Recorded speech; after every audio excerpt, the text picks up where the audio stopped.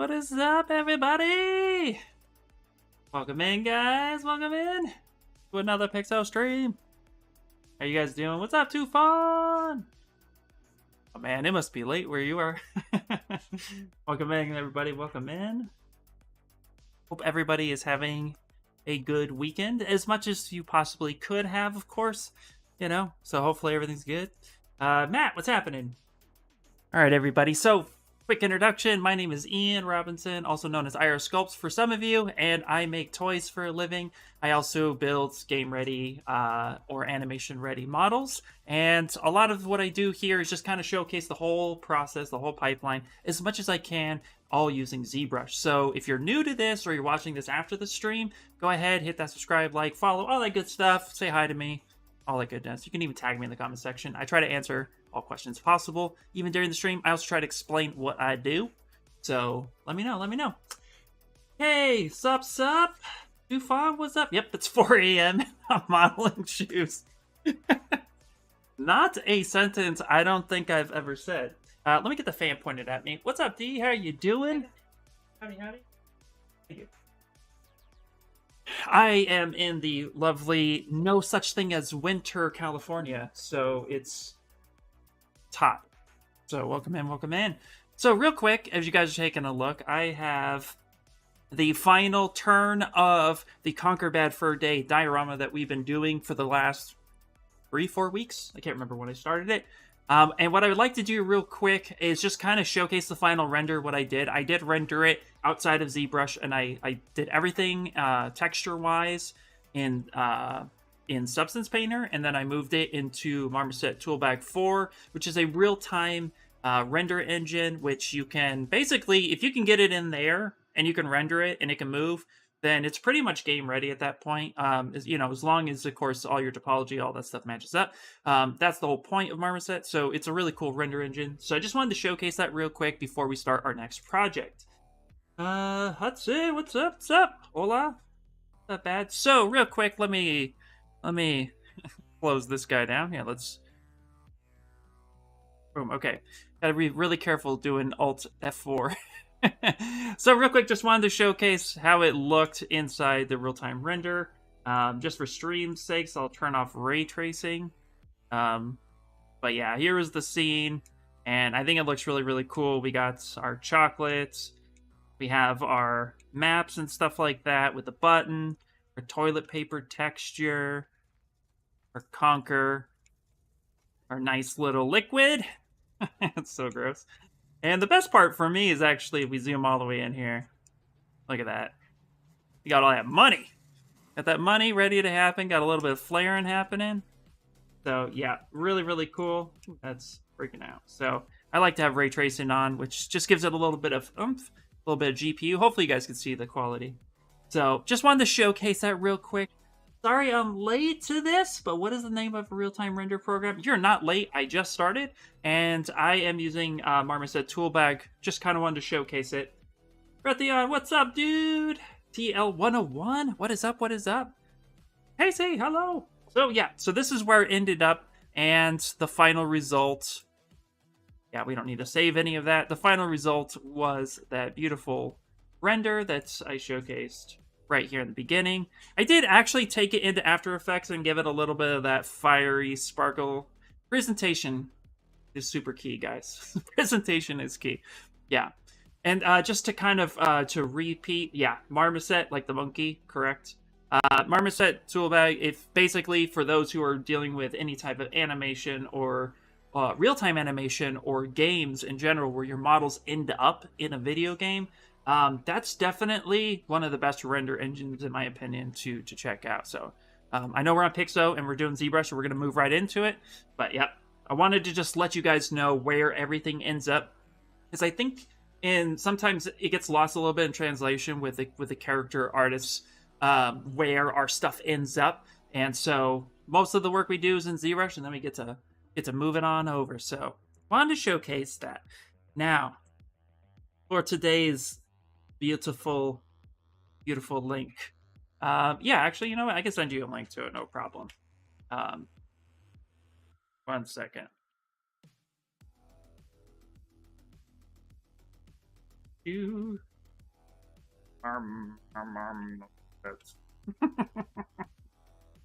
He says to himself in a jittery, jittery way.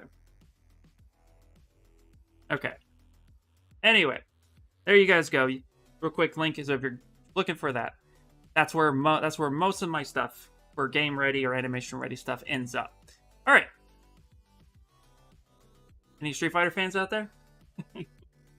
We are doing Street Fighter. Street Fighter 6 came. The trailer dropped, and I lost my mind. And I really love the Alpha series. It's probably my favorite Alpha series for Street Fighter. And so we're going to be sculpting Ken today. And this is what we got. So it's going to be awesome. This is the pose we're going for with a little bit of smoke, all that. And we're going to try our best to adhere to this anime style a little bit. So I would like to honor the Alpha movie look and feel as much as possible. So that pushes a little bit more towards anime. I know that a lot of Street Fighter statues out there kind of push a little bit more towards realism. So I want to kind of go the opposite route and be different because I'm weird like that. So we're going to be going with Ken today. And that's the next project. It will be a lot of fun what we're going to end up doing.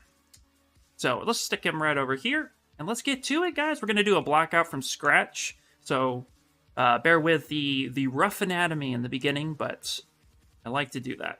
So let's go ahead, go Tool, Sphere, drop in a sphere. It's close to DBZ. Yeah, absolutely. That's what I love about it. Yeah, I'm really, really excited. I don't want to get too excited because Street Fighter V is probably the worst launch on the planet. But, you know, that's okay. But let's get into it. I'm not even set up. I gotta, like, move things around here. Hold on. MM Anatomy, my favorites. Oh, yeah. All right. So we're going to go ahead. Now, what we are going to do, and I like to do this, so if I ever start a character from scratch, and I'm really focused on anatomy, and since we are talking, you know, Street Fighter, and their anatomy is very... It's stylized, but it is realistic enough, right? So I like to go into our Spotlight, I like to go into Tool, and I like to pull up the Ryan Kingsley Ecrochet. Now, it is a female Ecrochet, but the best part about this Ecrochet is we can go ahead and just use it as reference here on the side to make sure that we get at least our proportions correct as much as possible. There's also a few other ones out there, so whichever one you have access to. But we're going to go ahead and just kind of bring up this Ecrochet. And let's actually start with a base material. Start with a kind of matte cap material, just so we can see the textures. And this isn't for me doing a one-to-one. This is for me to kind of check myself before I wreck myself. So let's get going! Ziegel? Oh wow, I just saw your Mighty Pooh sculpt minutes ago on Twitter.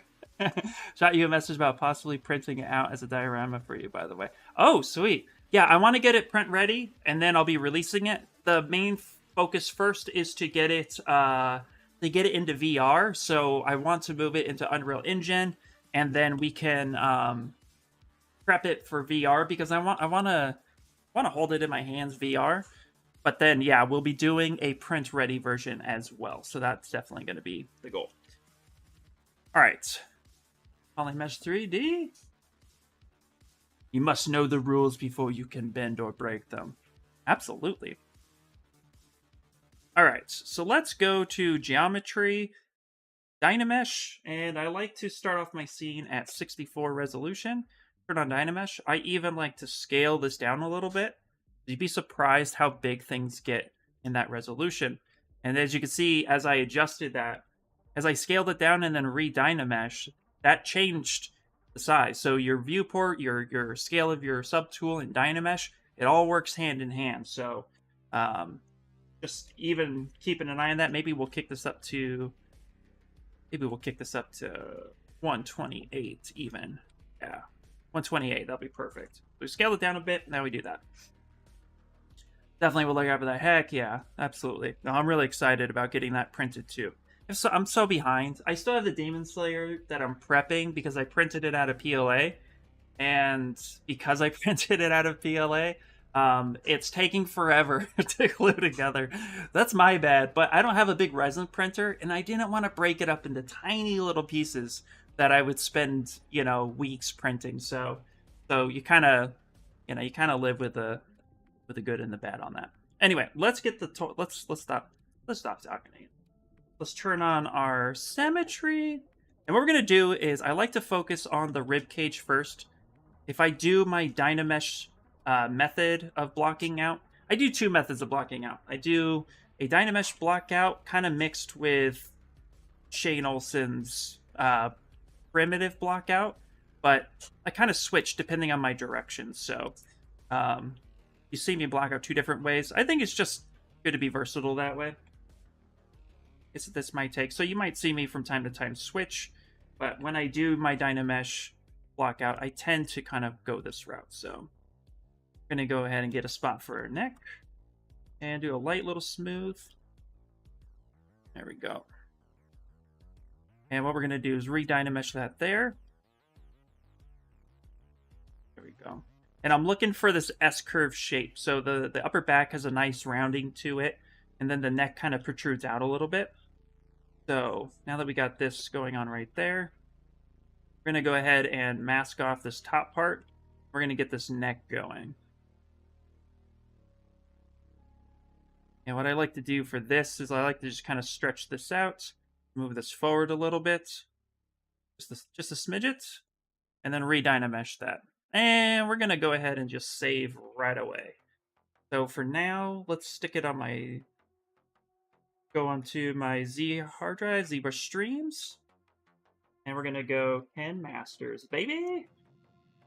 Woohoo! Exclamation mark. No, you can't do that. Sculpt.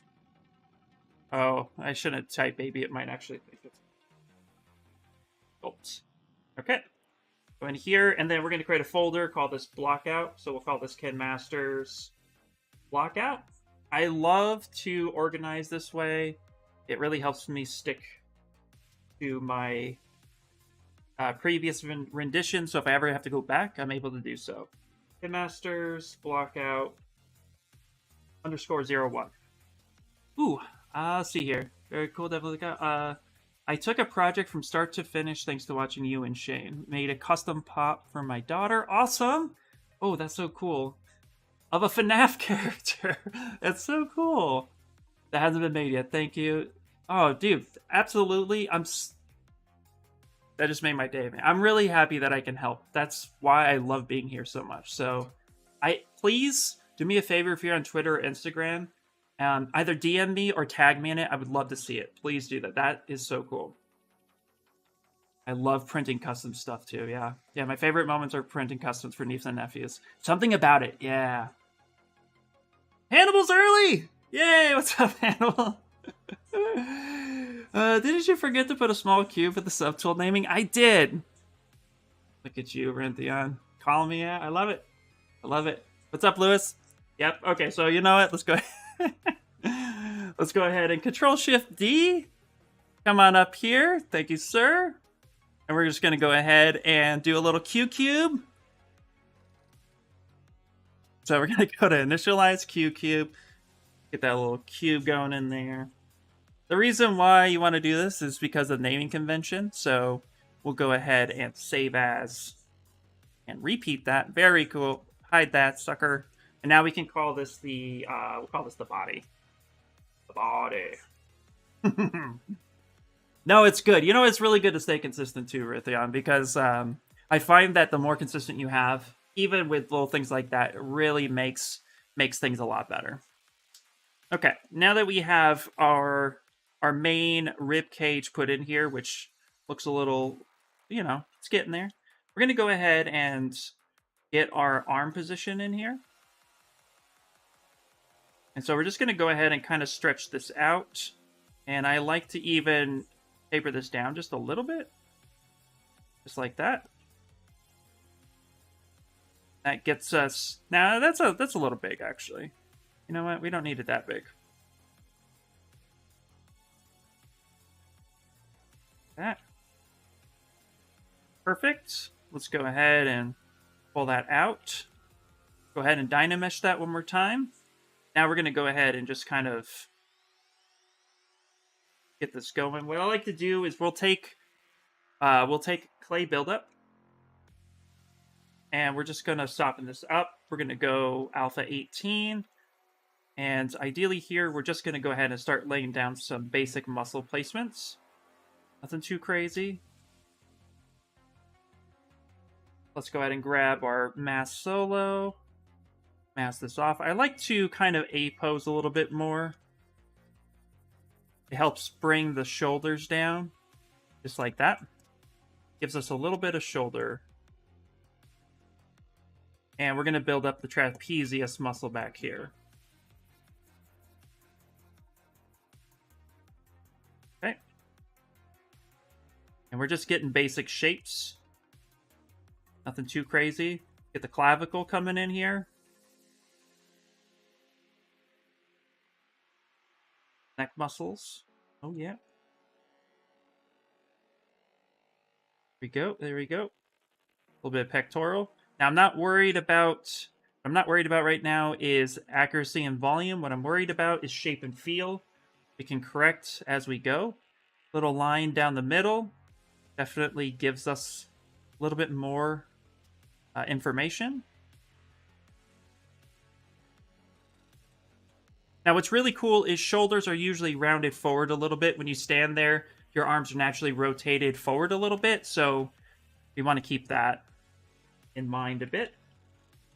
Take the move brush, and we're just going to pull out those lats and get that lower back going. Figured that out, Taggy. Thank you so much. Heck yeah, absolutely. Hey man, how are you? How are you doing? Renato, how you doing? Welcome in. Thanks, man. Thanks. It's starting to look like one of those Ashley monsters. Well, yeah, I watch her streams a lot for, you know, she inspires me a lot, so definitely love the way she blocks things out. Carefree in the world. It's awesome. Okay. Now here, what we want to do is kind of make sure that we preserve the shape as much. We are looking for S-curves the whole time. So if we were to take our lasso and we want this kind of, you always want this kind of shape, you know. The human body is full of S-curves like this. So you want to keep this in mind every time you're blocking something out. If you keep that feel, it's going to look a lot better every time. Just the body is naturally curved a lot. Ooh, that is way too much. Control Z. Let's get those X blocked. Here we go.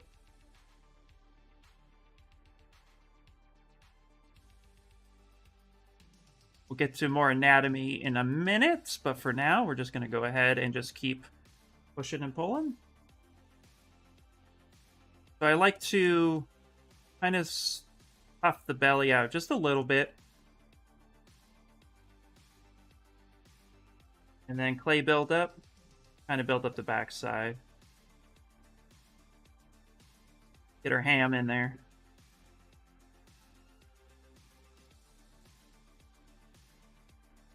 And then, of course, too, we want hip placements. Now, we don't want to follow her hip placement. If you are using the female anatomy, Ryan Kingsley for reference, women's and men and women's hips are slightly different. So definitely pull up a male hip or skeletal structure for that. Here we go. Kind of checking myself.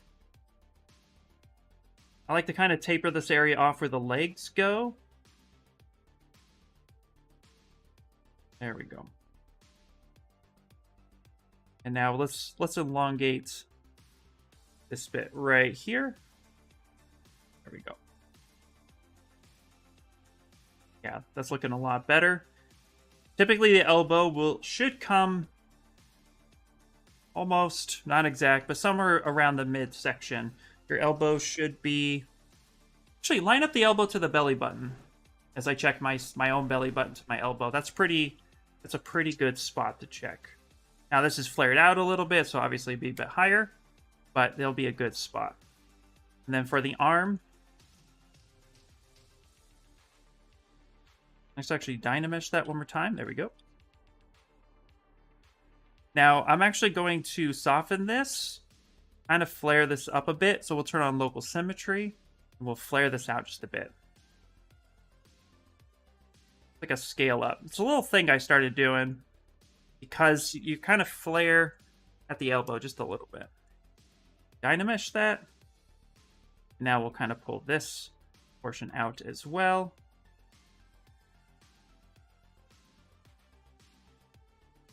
Stretch that. And again, we'll fix proportions in a bit. I'll scale that down as that will kind of come down to your wrist.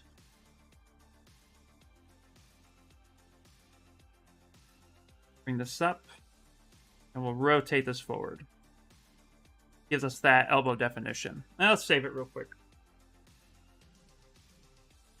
How many divisions in Dynamesh are you working on right now? So it's more resolution than divisions, but that varies based on the size of your model. So I'm working in 128 resolution right now, but I started out at 64. I scaled my model down. And then when I re-Dynameshed, it gave me a smaller resolution. So something to just kind of keep in mind when your model and your viewport, and your model is really small, but your viewport is really big, then you're going to have a different resolution than you would if your model was big and your viewport was small. So I just I default it like 3264 resolution to start. I scale my model, my starting model down a bit, and then I re-Dynamesh and see if that works. It's kind of trial and error, but it works. Okay. This, now let's get the legs in there. Great question, by the way.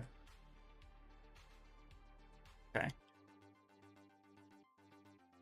So we want to leave a little bit of space for the growing area. Growing? Hey, you know what I mean. I can't speak today. We're just going to kind of pull this out just a little bit.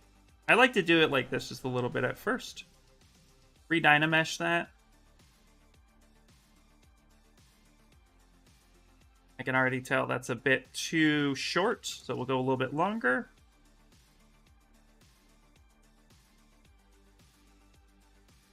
Not a problem. Great question. Okay, we're going to kind of rotate, and now we're going to pull this down. Down, down, down. Now, a trick that I kind of learned, because, you know, we sit a lot as artists.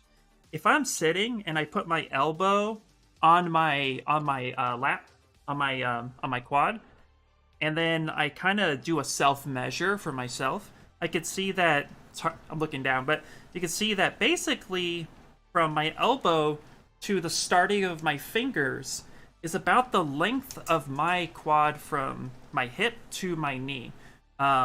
It's not an accurate measurement at all, but it will give you kind of an idea when you're blocking characters out if you just quickly kind of measure. And since you can always be the best reference, I could kind of get a sense of like, okay, that might be a decent length to start. Of course, we can always adjust. That's why I have this character here.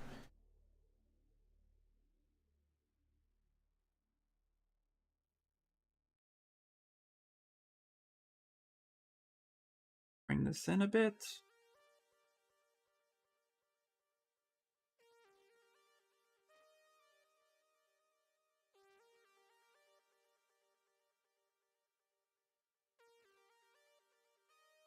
Okay, let's use the move brush. Is B, M, and V, and we'll kind of just slightly start playing with this a bit.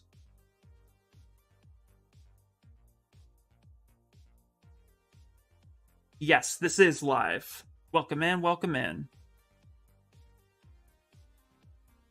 Here we go. Now I'm going to go ahead and kind of rotate this in a little bit more, like this. Okay. Now, something to keep in mind, it's slightly different between men and women, but women's, because I have because I have my anatomy reference on the side, and it is a female anatomy, you'll notice that the widest spot of her hips, or the where the quads are, that whole plane right here, this area right here, this widest spot right here is in line with her growing area. So men, it's a little bit more straighter than that. It doesn't quite flare out as much. But again, I'm just using this version here to kind of check myself. So with a male character, I'm not going to ignore that rule, but I'm going to keep in mind that it's not quite the same. So I'm able to just kind of not follow it verbatim, but just move it in a bit. Men kind of a little bit more straighter than women. That way. Now I'm going to come back with the clay buildup, and I'm going to just start sculpting in the buttocks region. I like to sculpt the way the muscle fibers move. So if the here the butt kind of flares out a little bit and it connects here into one of the quad muscles, so I like to kind of sculpt in that direction. I feel like it really just kind of helps out and makes it a little bit more believable out the gate, even when the proportions itself are not quite right yet. Which in this case, since we just started, our proportions are all over the place. But I find if you sculpt in the direction of the fiber of the muscle, you get a little bit better result. So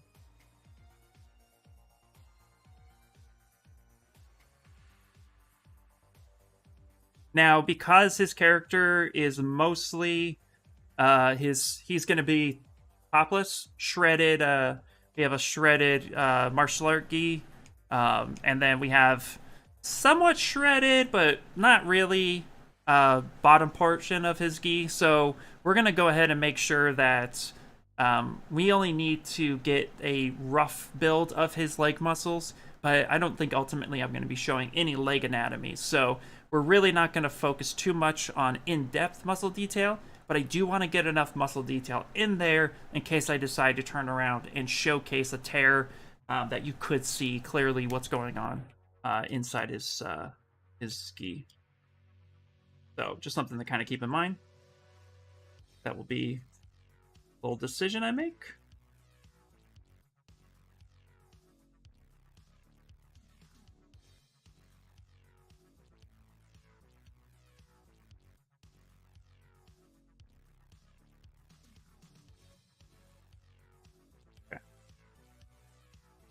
Go.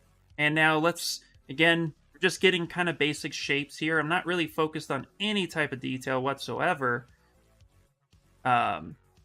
More just getting the feel and the tone of it.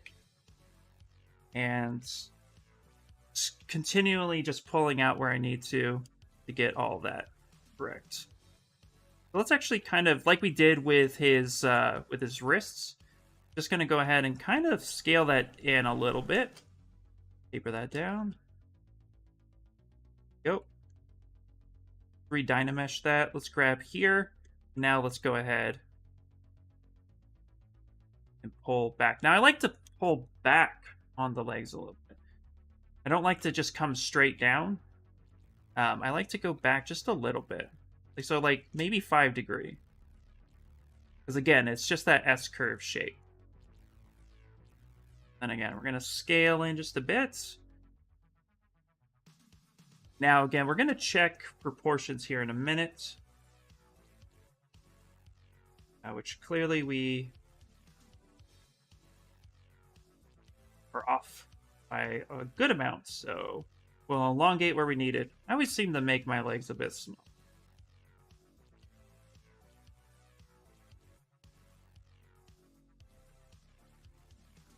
Okay.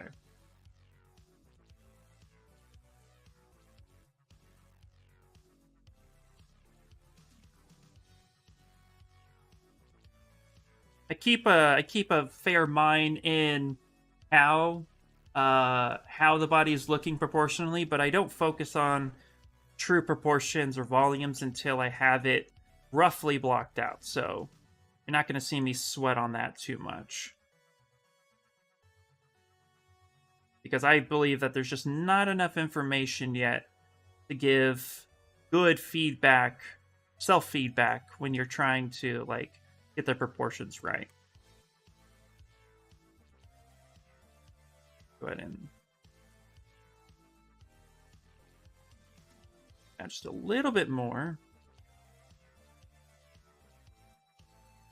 Now with the feet, what I'm going to do is I'm just going to go ahead, I'm going to pull straight out, start collapsing that a bit.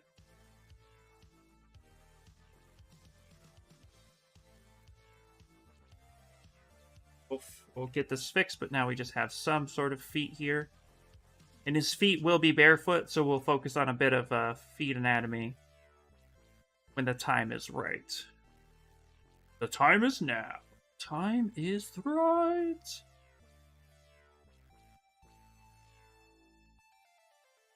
I find the faster that you can get to this stage comfortably, the easier it becomes to start critiquing yourself and seeing where things get lost and where things need to be improved.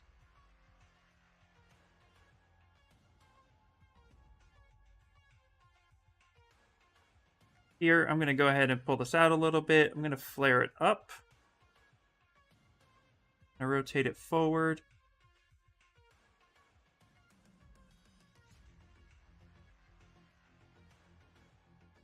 Widen this. Now, his hands are in fists. And so I'll probably just leave his hands in fist final form. Let's see. I put the pop-up on Twitter to tag you. Yeah, sweet. I lurk in all these streams, or at least catch the recap. Nice. Awesome, slow down. Well, if you ever have any questions, feel free to ask away.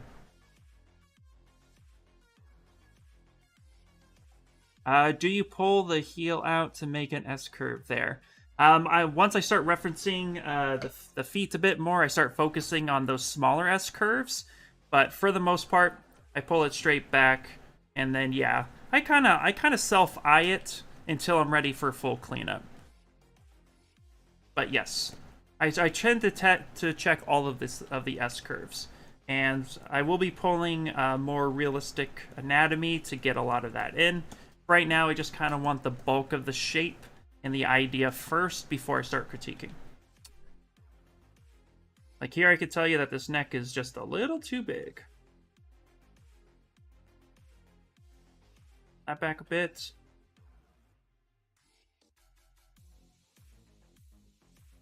Now I'm going to turn off symmetry. I'm going to kind of flare this up a bit.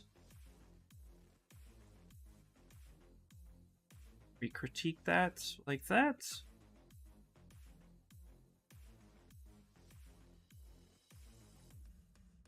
There we go. I'm sure you guys recognize that mannequin head.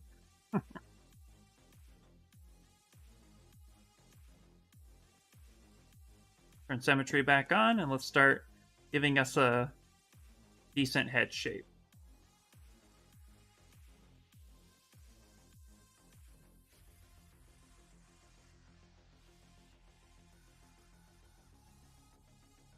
Kind of smooth. I like to smooth the head down a little bit. We won't worry too much about cutting into that just yet. Now, what we can do, one of the big self-critiques I like to do is head height. Average superhero or anime male strong character will be about 7 to 8 heads tall. My math suits me. This neck is too small. Go up with the neck a little bit. There we go. Get kind of a crunchy neck. And that's probably a bit too far forward, so we're going to pull that head back.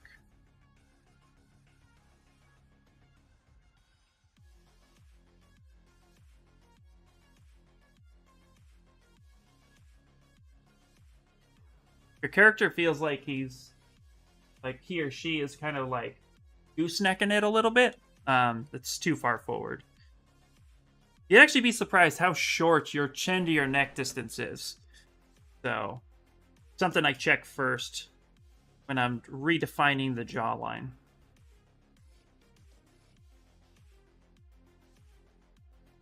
even if you're going stylized or even anime head. Now, in the alpha series, they got traps for days. So we're going to make sure that we really help with that. Now that I have the basic head shape there, I want him to seem a little bit bulkier than he actually is. So I'm going to turn off symmetry. I'm actually going to scale his head down just a smidgen. Nothing too much, but just that little bit is going to help a character kind of become bulky. Now let's save it, and then let's see how many heads that we have. That could change, but it'll give us an idea on the blockout. Hey, dude! What's up, Kairos? How you doing? Welcome in, welcome in. Okay, so I'm going to go ahead and Control-Shift-D, which duplicates any subtool that you have selected. That will also duplicate any folder that you have selected that's closed. So be careful about that. If you end up having a folder, call this test, and you have some random stuff in here, like this tool as well, and you have the folder closed and you have it selected and go Control-Shift-D, it's going to warn you that the selected folder and all subtools within will also be duplicated. So if you hit yes, then you just duplicated that folder. So just be careful with that. It's one of my favorite shortcuts for duplicating subtools, but it's also a little dangerous. There we go. So anyway, with this duplicated, what I'm going to do with solo turned on, I'm just going to go ahead and select the head. We're going to go ahead and delete hidden, redynamish that closed. Just move this over. Now we're going to check ourselves for proportions. So what I like to do, so we're going to go about 7.5 characters in height. So I'm just going to go ahead and hold control. Going to, first off, hold Alt and tap that pen. Make sure that you're centered in the home. Tap that pen. I'm now going to hold Control and drag this out and get this to be roughly about that size. It's going to snap back. Then I'm going to, so I have 2. I'm going to tap 1 until I have 7 heads. So 1, so that's 3, 4, 5, 6, 7. The reason why I hit 1 is that's the default shortcut for duplicating or repeating that action. So, hey, we actually might be pretty close. Okay. Actually, yeah, that's pretty close. So let's actually, we're to bring this down. So that's a little over 7.5 heads, which is perfect, which means the size of the character is actually pretty well fine. We now need to make his legs a little bit longer. He has a really long torso, so that's too long. So we can elongate, we can shorten his torso up, give him some longer legs, readjust his knee, get those proportioned in. So not too bad. Not too bad. So let's just turn this off for a second. Come back here. Hey, let's leave that on. Let's turn symmetry back on.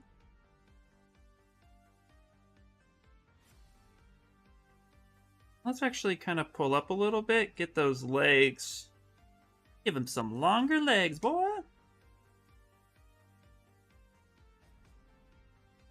Yeah, sneaky. I didn't think you were going to start on him today. Oh, yeah. I knew it would, yep. How you doing, hero?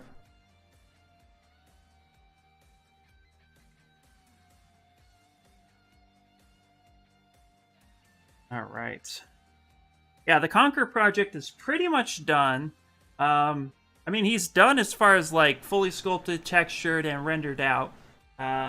Where he needs to go now is he needs to go into Unreal Engine. I need to make sure that he's optimized enough to bring into Unreal, which he should be. I need to make sure he's optimized enough for any type of VR interaction.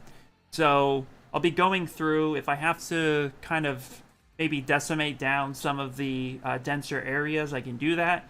Because luckily in ZBrush, you can always go to, this is the best part, you can go to Z plugin, Decimation Master, and since they're not going to be animated in any way, they're just going to be a virtual statue, I can go back to my FBX, and I can decimate things down and keep UVs on, so that that doesn't change, at least the texture maps should not change when I put them back over.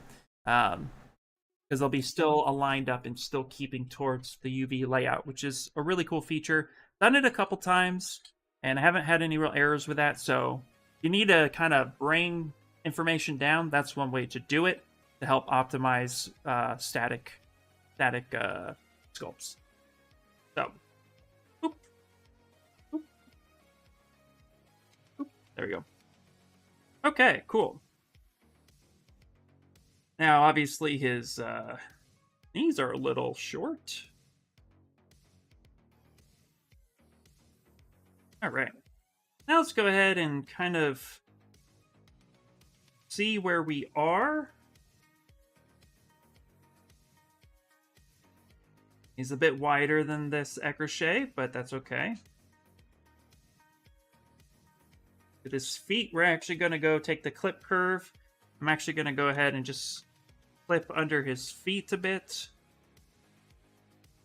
Might be just a little too wide. At least his hips are. We're going to end up bulking him up a bit, so he's a athletic individual.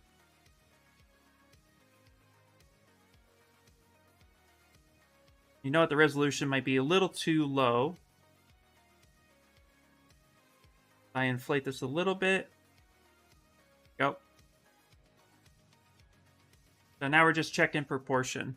I mean, we've only been working on him for like 20 minutes, and we already have enough information to kind of correct ourselves.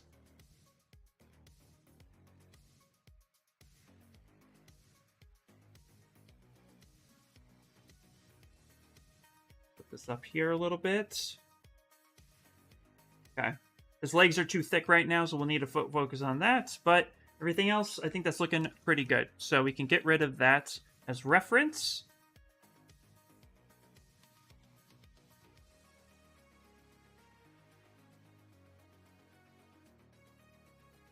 Now we can start relying on putting in some actual anatomy. Now, if you're new to any type of anatomy, or you're not quite sure how to look up anatomy structure, then we're going to go ahead and do a little Google search together so you can kind of see what we're looking for. Let's go ahead and save this. Yep. I like to liken this body type to like kind of a swimmer, runner, boxer type. It's like a combination of like swimmer and a run. Not so much a runner, because runners are typically very, very thin. The swimmers can have a little bit of muscle, but they almost have like that, like almost like a, they're like more shredded than a runner. I can't speak today, apparently. But you know what I mean? Like, at least this character version of Ken, he was very like triathlon, almost military shredded. Selvent. Is that how you say that? Sevlet? Okay, so what I'm going to do is I'm going to pull up a Google search. So we're going to go to Google. Oop. And just for the sake of, you know, how internet works, I'm going to make sure that I pull this. I'm going to search off screen first, and then I'll show you what I search. Usually I type in something like, you know, model, athlete. Ooh.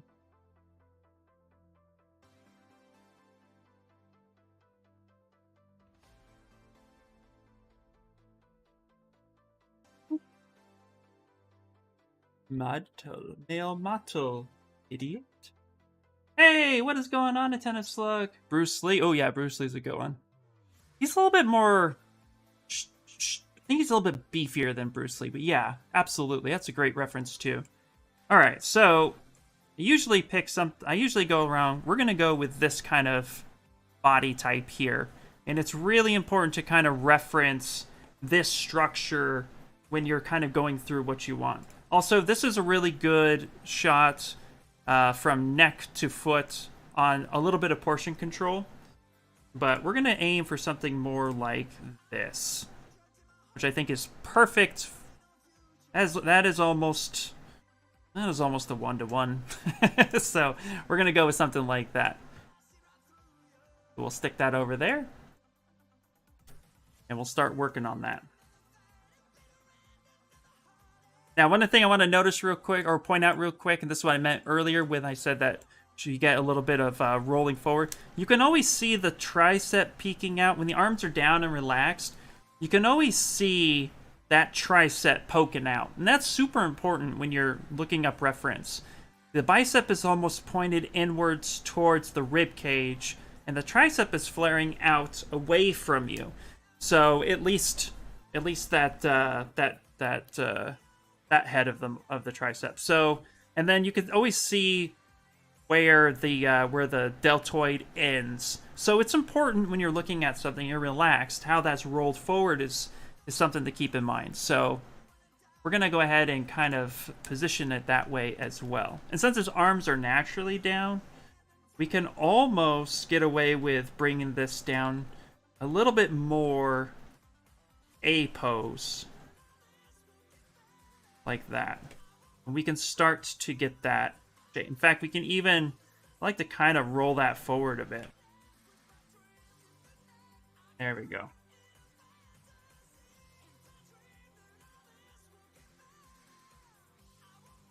I'm really surprised this song is playing right now. Thought I had, let me make sure I have YouTube safe on.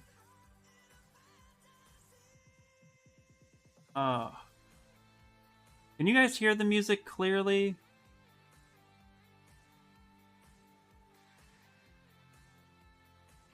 I have to tone it down. Nope, you can't? Okay, that's good. I'm going to tone it down a little bit more because it looks like YouTube Safe got turned off. I'll have to make sure. I have instrumental turned on, but it looks like my YouTube Safe got turned off. Just a little background noise. Okay, I turned it down a little bit more because I'm really loving this song. But I'm like, I think this song is not YouTube safe. So, okay, good to know. All right. Let's start getting in a little bit of our placements. Now notice too, even though I'm using Dynamesh, we are very much low topology. We're going to raise up the topology a bit. So we're going to go to I'm going to say 1:8 resolution. Okay. Glad you guys can't really hear it too much because I don't know. Funny as I was talking about that the other day. Oh yeah, you know. I have all my settings set up on pretzels to make sure that I don't break any rules.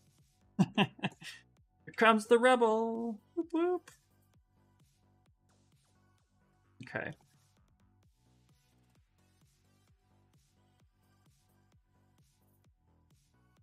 So now we're just going to go ahead and focus on some basic stuff. Now notice I have this line coming across here. So the middle of the chest, there's that pec split. That's really important because of how the muscles, how the chest muscle actually connects into the humerus bone. So you want to make sure that you kind of get that split in there.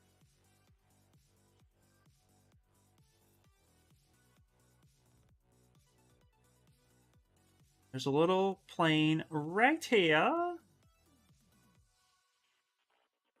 I'll build that up a bit. Go.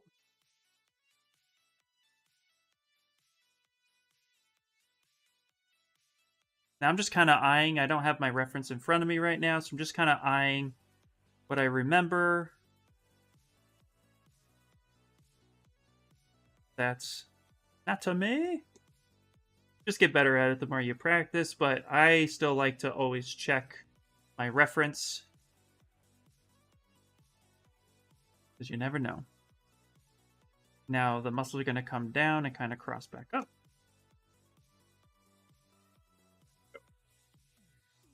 Now for just blockout, I will quickly block out abs. Something like this. I block out abs symmetrically, but I break that as soon as I start detailing. So for those who when you're blocking out abs. Why is that happening that way? Oh. When you're blocking out abs, kind of, you want to keep the abs asymmetrical, unless you're dealing with, like, armor or something.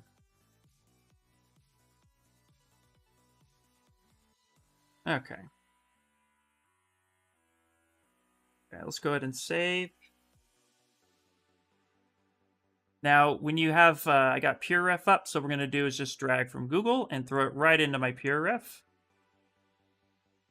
What I like to do when I'm organizing my PureRef, if you guys are using PureRef, or if you're not, you should. It's a really great free reference program, so definitely check that out. Just type in Pure and then a ref. I like to put my main anatomy look and my main image that I'm working off of, my main concept, the largest, and then everything else I like to kind of stack underneath. And this is why I actually didn't prep a massive PureRef board first. It's because I really wanted to kind of showcase how I put things together.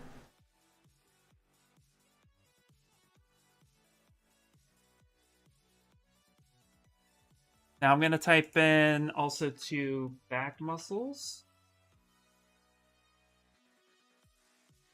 And this is actually probably a really good shot for the pose that I'm going for. And then again, you just drag from the website and put it right on top. And that gives you some idea. Oh, here's another really good one. That's actually pretty close to the stance we'll be putting him in, so that's a really good shot. Which tablets are you using right now? I am using the Wacom Cintiq 22. Not the Pro version, just the regular version, so it's 1080p. Okay. The tablet is, I like the tablet because I'm a big dude. I'm 6'4". So I kind of, I like that it's a bit beefy, but it's definitely not necessary if you're on a budget. I got it because I wanted it. That's honestly, it's the only reason why I own a Wacom tablet. I wanted it, so I got it. Okay, great. Now, the other thing I'm going to do now is I'm going to type in Shotokan Karate Gis. The reason why I'm going to do that is because I want to see what the traditional... I know what that one is, right? But I definitely want to make sure that I honor the original style or something close to it before I tear it apart. So it's always important to kind of get some good reference that way. And this uniform is slightly different than the one I have when I trained Taekwondo. So I want to make sure I get it right. And I know it's Shotokan Karate because I love Street Fighter, and it's definitely what they took. At least the wiki I read. Not a problem, absolutely. What's up, Ryan? What's up, dude? How you doing, buddy? How you doing? How you doing, buddy? Oh, we get to do a little belt tie too. You guys see me make a knot. That's gonna be fun. Another close-up of that knot. So this is what I do a lot of times, and I feel like it's important to showcase it because, you know, a lot of times when we're just trying to get our PureRef board going, it's hard sometimes to kind of know what to search for, so kind of get a good sense of it. I'm going to minimize for that for now. I don't go too crazy on my PureRef boards because I don't think it's necessary to have 100,000 images. At some point it becomes distracting. So I like to just grab only what I need when I need it. And it's like your portfolio. It's always evolving throughout the sculpt process. If I need something else, I go and I get that reference. But I kind of just start with what I need, and then I go in from there. So right now we're going to focus on some back anatomy. And that's a really good shot of that. So there we go. My old judo one was thicker than what's on the screen. Yeah, because you throw a lot. Kind of has to be. Imagine ripping your gis or debokes. What do you call them in judo? Is it gi still? Because in Taekwondo we called it dobo. Yeah, I need the padding. Doing great. Thought I'd watch your work. Awesome, man. Well, welcome in, welcome in. Always happy to have you here. All right. So now we're just going to build up some good old muscle forms. And again, we're still very low res. No need to go too crazy with high resolution. One thing I like to establish early on is right above the clavicle and moving into the neck. I like to establish those connection points pretty early, because then I like to kind of taper them down a bit.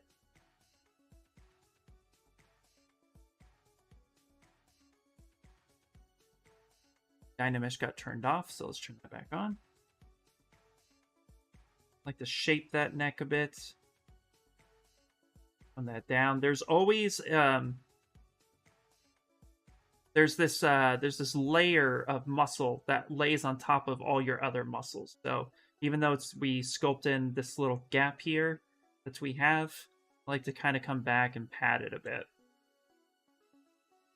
I feel like it gives really good reads. It reads well. Really good reads well. Let's see. Yeah, I have not done it in about 15 years. Forgotten most of it. Yeah, that tends to happen. Let's see. For me, last time I competed in a tournament, it was 2010. So yeah, it's been about 12 years. So a thing that a lot of people like to do, and I do it too sometimes, and I have to talk myself out of it. Like I kind of slap myself. When you get this divot right here, that naturally happens because we're building up shapes and forms, and we're trying to get the body looking pretty good, right?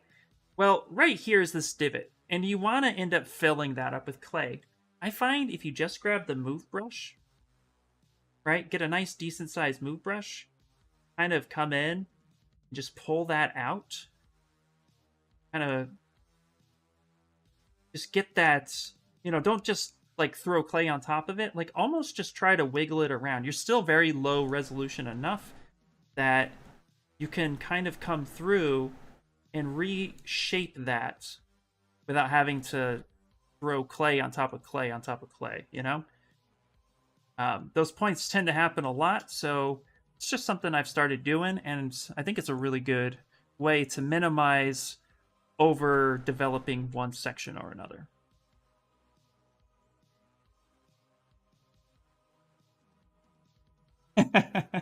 Need your clothes, your boots, and your Wacom tablet.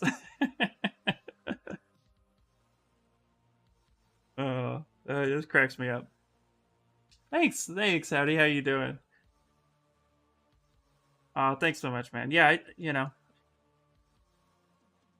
try to give all the tips I can give. All right. So let's build up the tricep region. So the tricep, the long head is on the inside and the short head is on the outside. So we'll just kind of build that up a bit. And again, I see the silhouette here. I'm trying to keep that silhouette where I could see that tricep from here, but I have the deltoid in the wrong spot. So I'm going to smooth that down. I'm going to bring that back. There, that's a little bit better. I'm going to kind of beef up the bicep area. Just a smidget.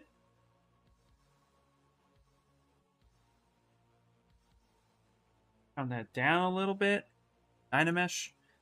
Again, not going for full detail, but going for the general shape. Now let's move back to the chest for a minute, because my chest is very narrowed in, and that is just not good. So, the chest here, it kind of has like a plane change to it. It is round, but you could see that even though it's round, it's more like a radius. It's more like you have one plane change, two plane change, and then the corner got rounded out.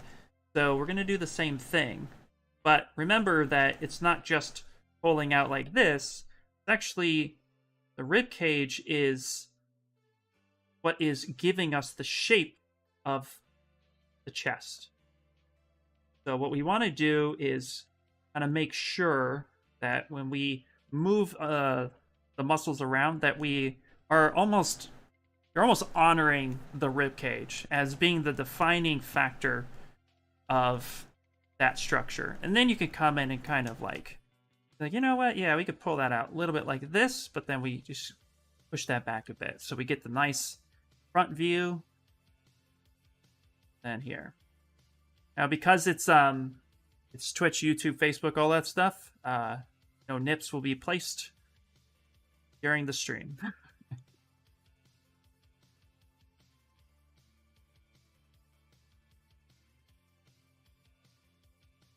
And you can see right here, I'm actually looking at him upside down. And I do this because I feel like, same with the face, I can catch errors I wouldn't normally catch when I'm looking at it straight on. I can actually see how the lats are going. I could see the little triangle here. Actually, I'm going to need to up the resolution a bit more. Let's go to 64. Yeah, that's going to be good. Now let's start defining the legs because we have enough body information here to suffice. And we still have that nice flow. I know. Oh my gosh, I do. Whoops. Thank you. I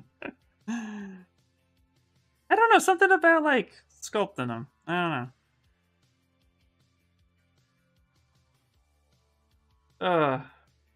I'm all over the place today, aren't I, guys?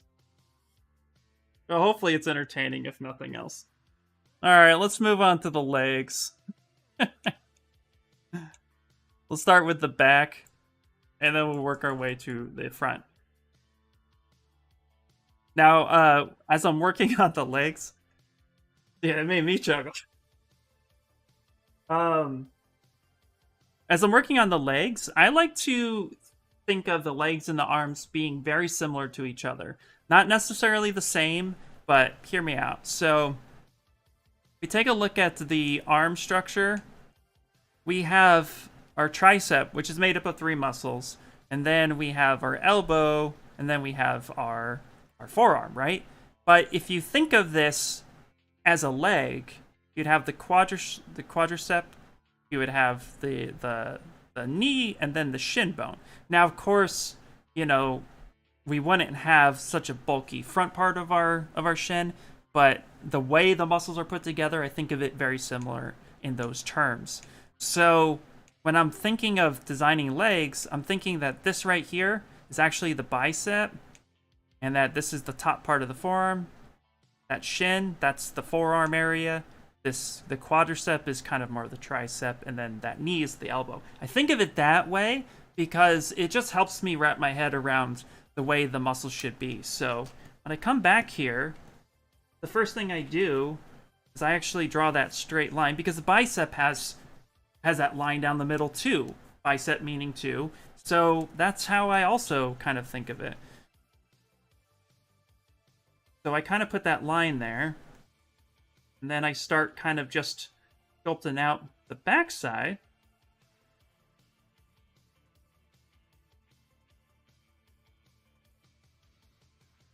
And it just clicks. It just works for me.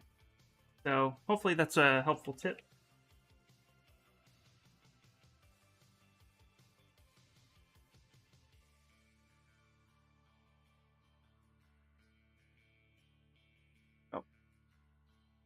Kind of lengthen that bit. There we go.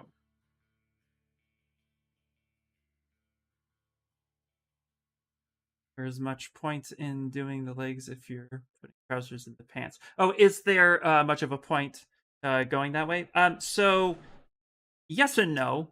One, what I like to do is kind of get the basic shapes there first. Yeah, the pants will be there, but the proportions and volumes are kind of off right now.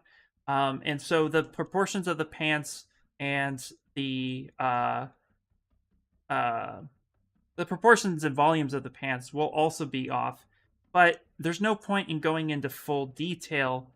However, practice makes permanent, so it's good. It's good to have practice. But the second point is the pants are actually torn in the concept, but it's not enough to warrant maybe doing full anatomy. But I might change and decide to show some of the tear in the pants. So for this case, I'm gonna go ahead and actually just kind of get some decent anatomy in there, since I kind of turned it into an anatomy lesson. But yeah, besides practice, if you get the volumes and proportions correct, and you're never going to show the legs, yeah, there's no need in pointing that out and showcasing it. But it can't hurt if you are just like wanting to practice. So no, but yeah, kind of, sort of, not really. It's really up to you.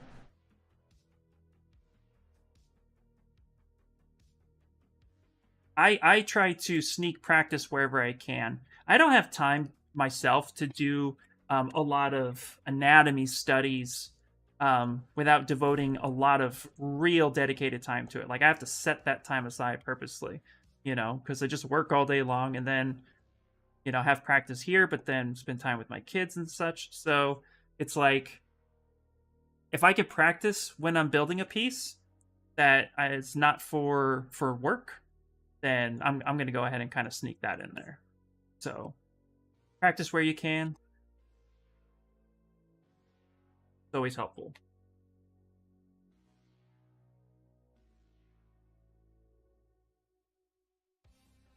There we go. But yeah, we're not gonna go super crazy. Not today, bro. Oop.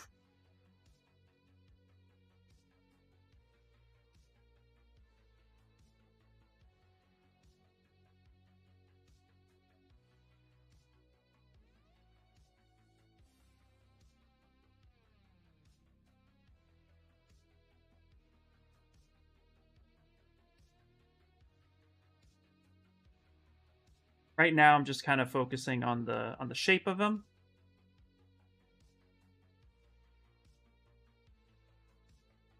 That basic feel.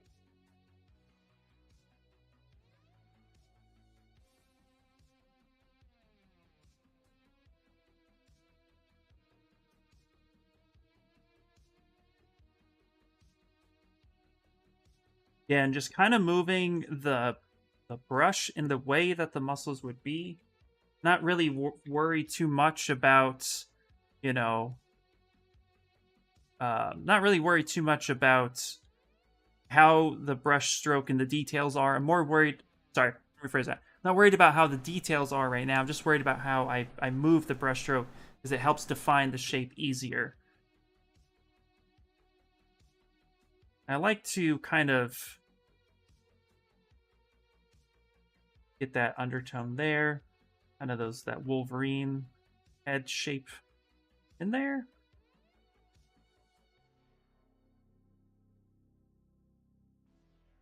Now, get this shrunkity dunk dunk dunk. Oop, oop. Now we will be worrying about the anatomy of his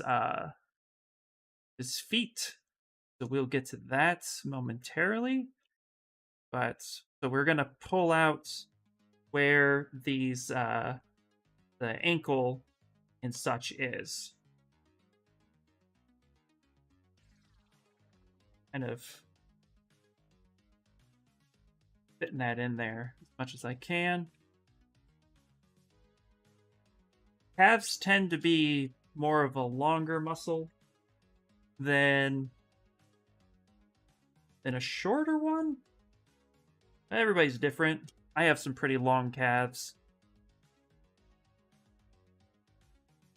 But if you got a shorter, stockier person, maybe a tighter, bulkier calf would be cool. But for Ken, we're just gonna go ahead and give him a little bit of a longer one. Okay. Okay, let's go ahead and Dynamesh.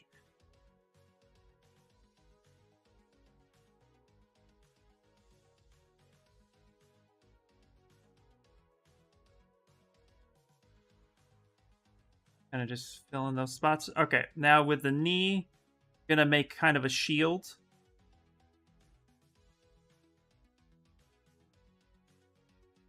I like to take the H polish, not that big, and make that a little bit flat. And I'll take the standard brush, and then go to stroke, lazy mouse, pick that sucker up.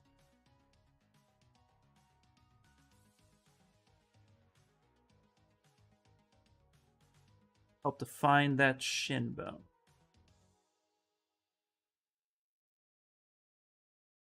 Okay. Now we can start blocking out the pants, and then from there, if we need to go back and fix the, we need to go back and actually fix any of the, the leg anatomy for showcasing it, we will definitely do that.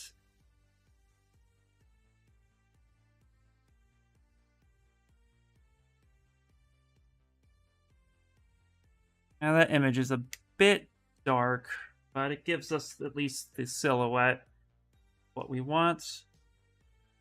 That calf.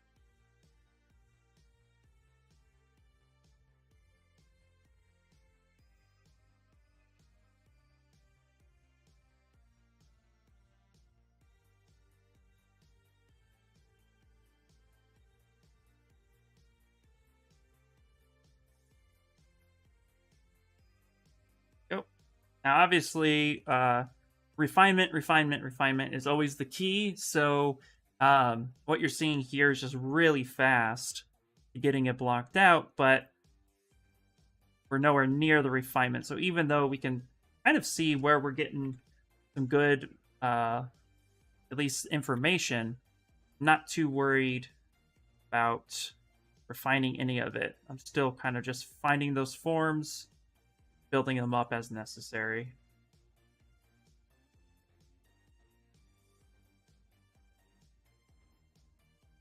Trying to just feel out if it looks right or if it looks wrong.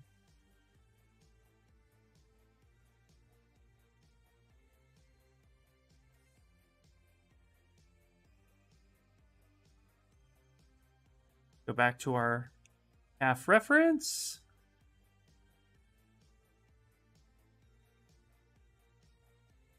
The inside is typically a shorter head.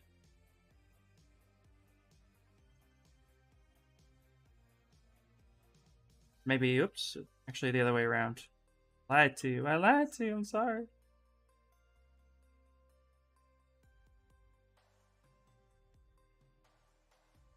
Through a bit.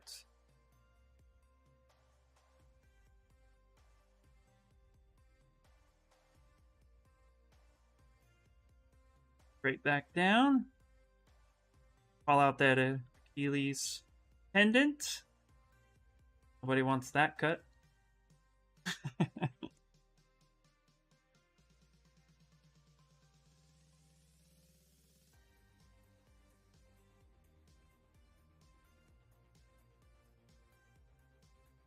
Start shaping the foot a bit. Now, for the sake of this, we're actually going to kind of cut and only showcase the feet right now.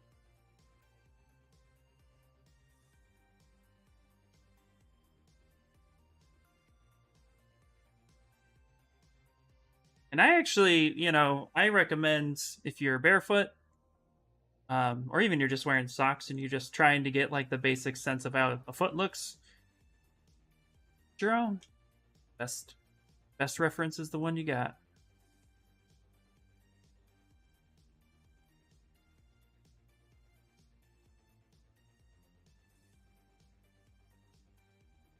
Actually, it's funny. I was thinking about it earlier today. It's been a minute since I've sculpted a foot. I think the last foot I sculpted is the only video that's on my TikTok channel.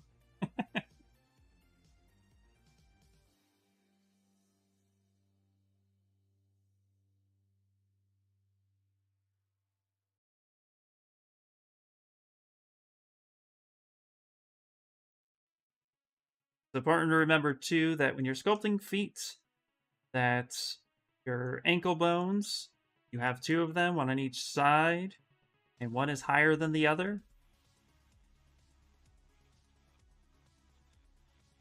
Usually the inside one. My anatomy is correct.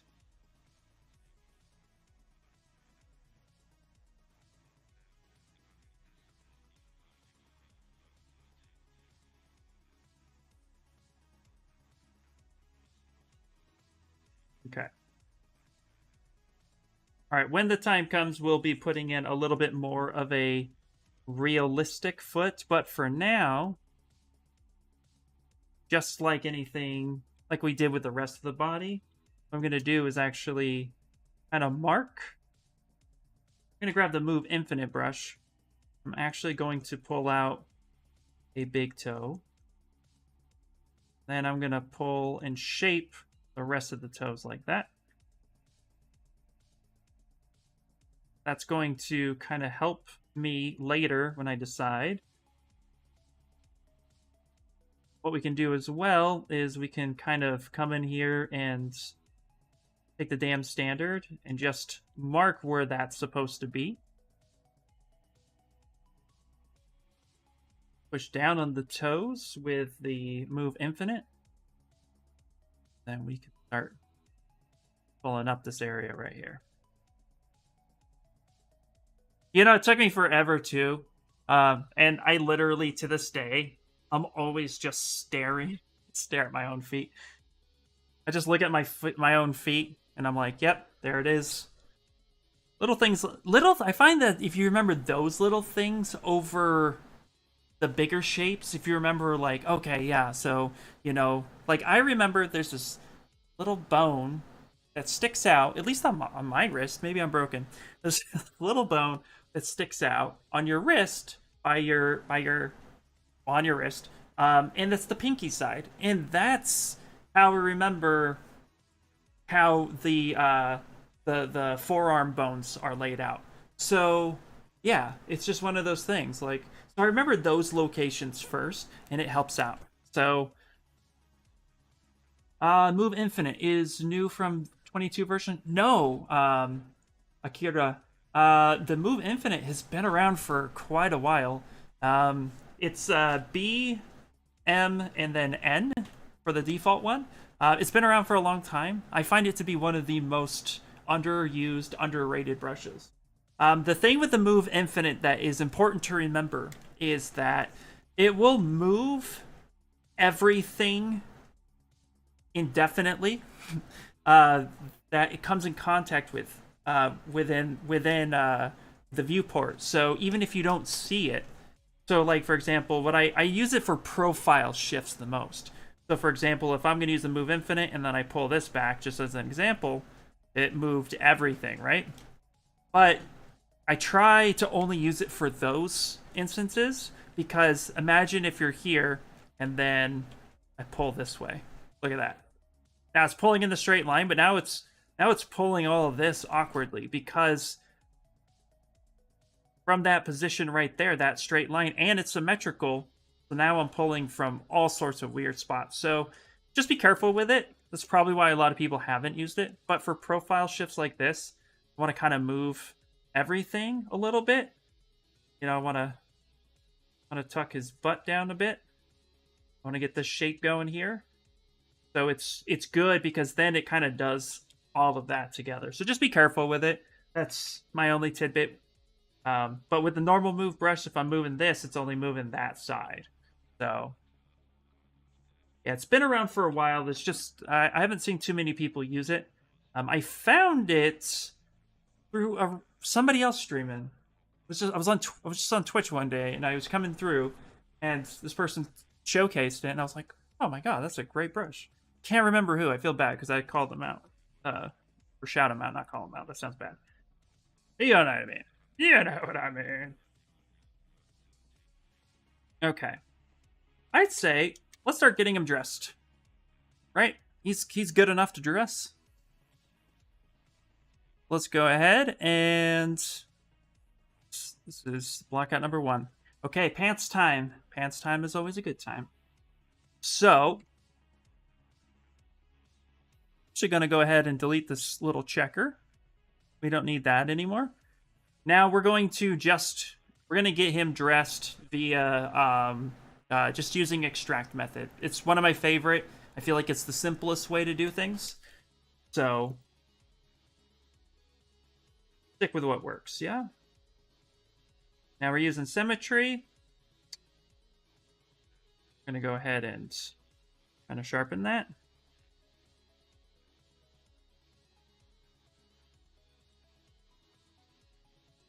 Go, something like that should work out fairly well. Great. All right, so we're going to go to Subtool, Extract. Now, this is what I like to do. I leave the smooth at 5. Here, let me pop up that amazing little magnifying glass. So go to Extract. Smooth 5 is default. I leave that there. I think that's smooth 5. But then thickness, I just change that to 0. The reason why is because I want a single-sided geometry to then turn around and manipulate that. And when I ZBrush it, I'm going to ZBrush it to keep it at a low subdivision, so then I can manipulate it easier and easier. So, Iris, what's up? Yo, what's up, instructor? How you doing? Awesome to have you here. Awesome to have you here. Nope. 0 thickness. Double. Yeah, leave all that default. Hit extract, and then go ahead and just hit accept. And then I'm gonna go ahead and hit solo. And here's our pants. And we're done. Go home. Just kidding. All right, so now we're going to go ahead and notice how it's masked. I don't know if you can see that. I'm going to clear the mask for a second. Control Z. It is masked. And what's cool about this is that it's also creased. And the fact that it's masked and is creased actually gives us a lot of control when we're going to clean this up. So what we're going to do is actually hold control and tap on the inside a couple times. I'm then going to go to deformation, and we're going to go to polish by groups or features. Let's do features. Yep, features. And that's actually going to, polish by features, is actually going to kind of clean up that edge, giving us a better edge. I'm also going to take the move brush, kind of straighten out some of these edges a bit. If it looks too weird or unsymmetrical, then what we can do is make sure we use symmetry or mirror and weld. Okay. So that's what we're going to do. We're going to clear that mask. We're going to go ahead and mirror and weld that, make it more symmetrical. There we go. That's better. And we'll kind of straighten these lines up a bit. This will just give us a little bit more control with the pants. And now what we're going to do is we're going to go to geometry, keep creases, targets of 5. Let's see what that is. I like to turn adapt off. Don't really see a need for that at the moment. We're just making pants. And I also like to tell ZBrush to do what I want it to do. Hit ZBrush. There we go. There we go. That's actually pretty nice. Let's go ahead and go half.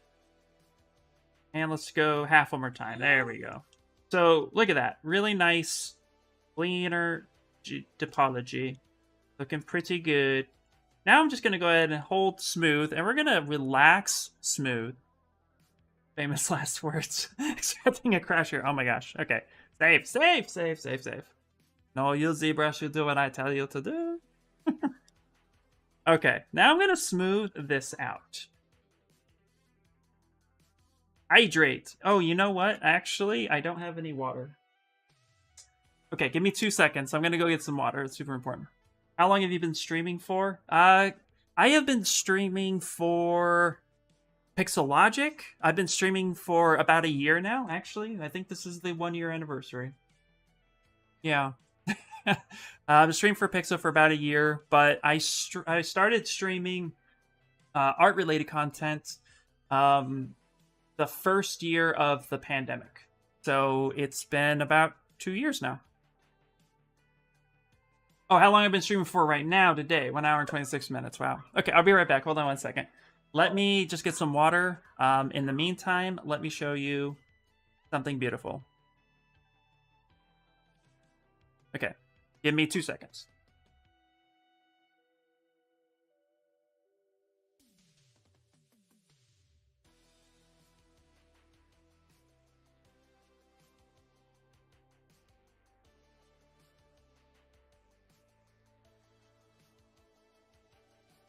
Want some water? Was told to hydrate. The guy could. Everybody looks out for me. I love it. It looks like poop. That's because it is. That is poop. This is a fan art piece from a little game called Conker's Bad Fur Day. And this is the Great Mighty Pooh. He even has a song. Ah, thank you so much. Okay. Let's go ahead and... Okay, there we go. We're back. And thank you for the hydrate. I needed that. Actually, one more time.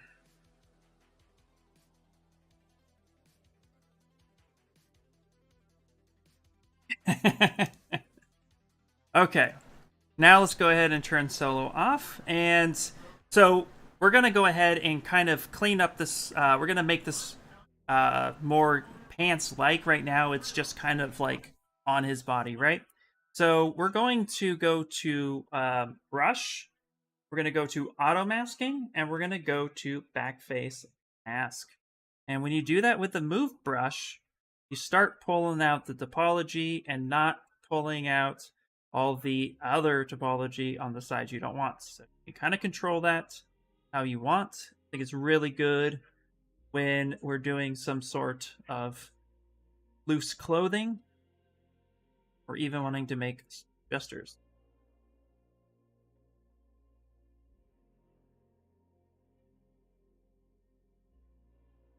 Let's see here. What app did I use to make the turntable? Does ZBrush do that too? ZBrush does do a turntable, but that is actually one of my final renders. I rendered it in Marmoset Toolbag, and then I took it into After Effects and just put a little bit of TLC color correction on it. That's cool. You put the font bubble. Yeah, it's gonna be printable with the font bubble as well. Okay, I got a shortcut for backface mask. Go. Woohoo! Kind of crushed that there.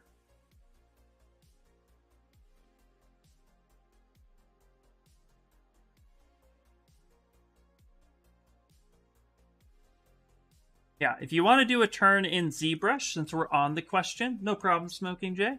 What you can do is, let's say you're finished with your beautiful work of art, and you're like, yep, want to turntable that. It's actually really simple. All you need to do is put your model into the center. You're then going to go to Movie, and we're going to click this button and kind of pin that on the left-hand side. And what I like to do a turntable is I like to go Document. It's defaulted at Window, but Document works. And then you hit Large if you want a large, higher resolution. Small if you want a smaller resolution. It's up to you. And then I like to go to Overlay Image. It's defaulted at opacity of 0.25. And that's cool because it brings up the ZBrush logo. But if you don't want the ZBrush logo there, throw that down. And then I also go to Title Image. And I take the fade down to 0, the fade out time to 0. So that just removes the ZBrush logo in the turn. And then from there, if you have any type of special render, you just hit Shift-R, and then that'll set up your render, right?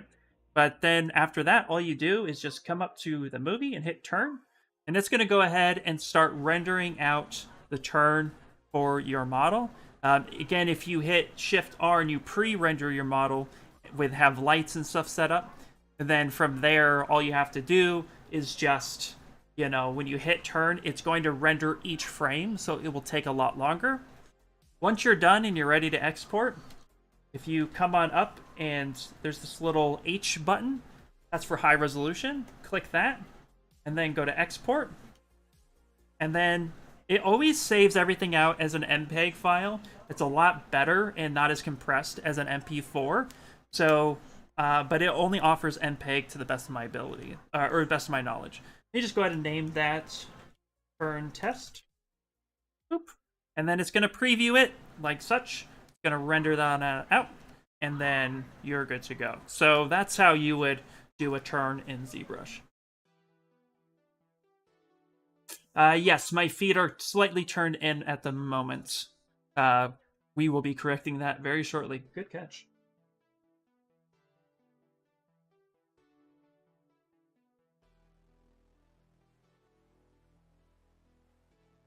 In fact, now that I'm really self-conscious about it. I'm just kidding. But seriously. Yeah, not a problem. You're absolutely welcome.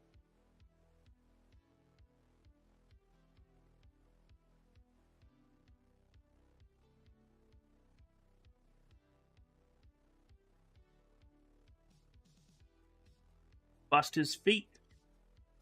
Oh, make him stand a little bit more natural. You know, that's actually one of my little things. I don't know why, but I have all my guys standing with like a penguin feet. I don't know why I do that. We all got something, man.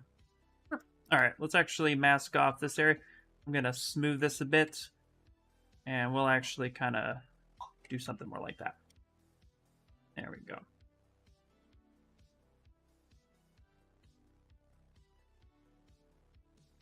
Let's see here. Could you model in a hollow in the Great Mighty Pooh and have a recorder voice module that plays a song when you push the button? Oh my gosh. I love that idea. You could.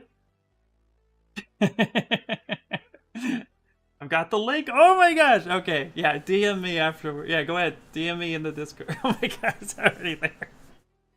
I love it. Can I speak Spanish? Unfortunately, I do not, Twister. However, if you would like to ask your question in Spanish, I can use Google Translate. There are people here too in the chat. If anybody can speak Spanish and would like to volunteer helping, that would be awesome. But I will Google Translate your question and try to answer it to the best of my ability in English.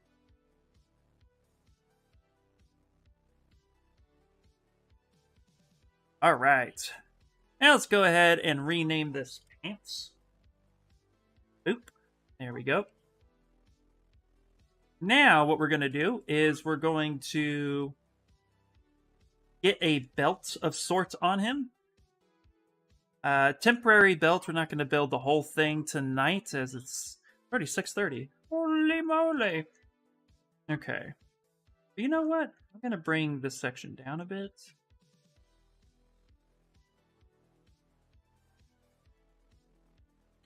Awesome. Oh, dude, Kairos, that's really awesome. Translate for Brazilian too, Lucas. Awesome. Yeah, go ahead and ask your question in any language and try to answer it as best we can.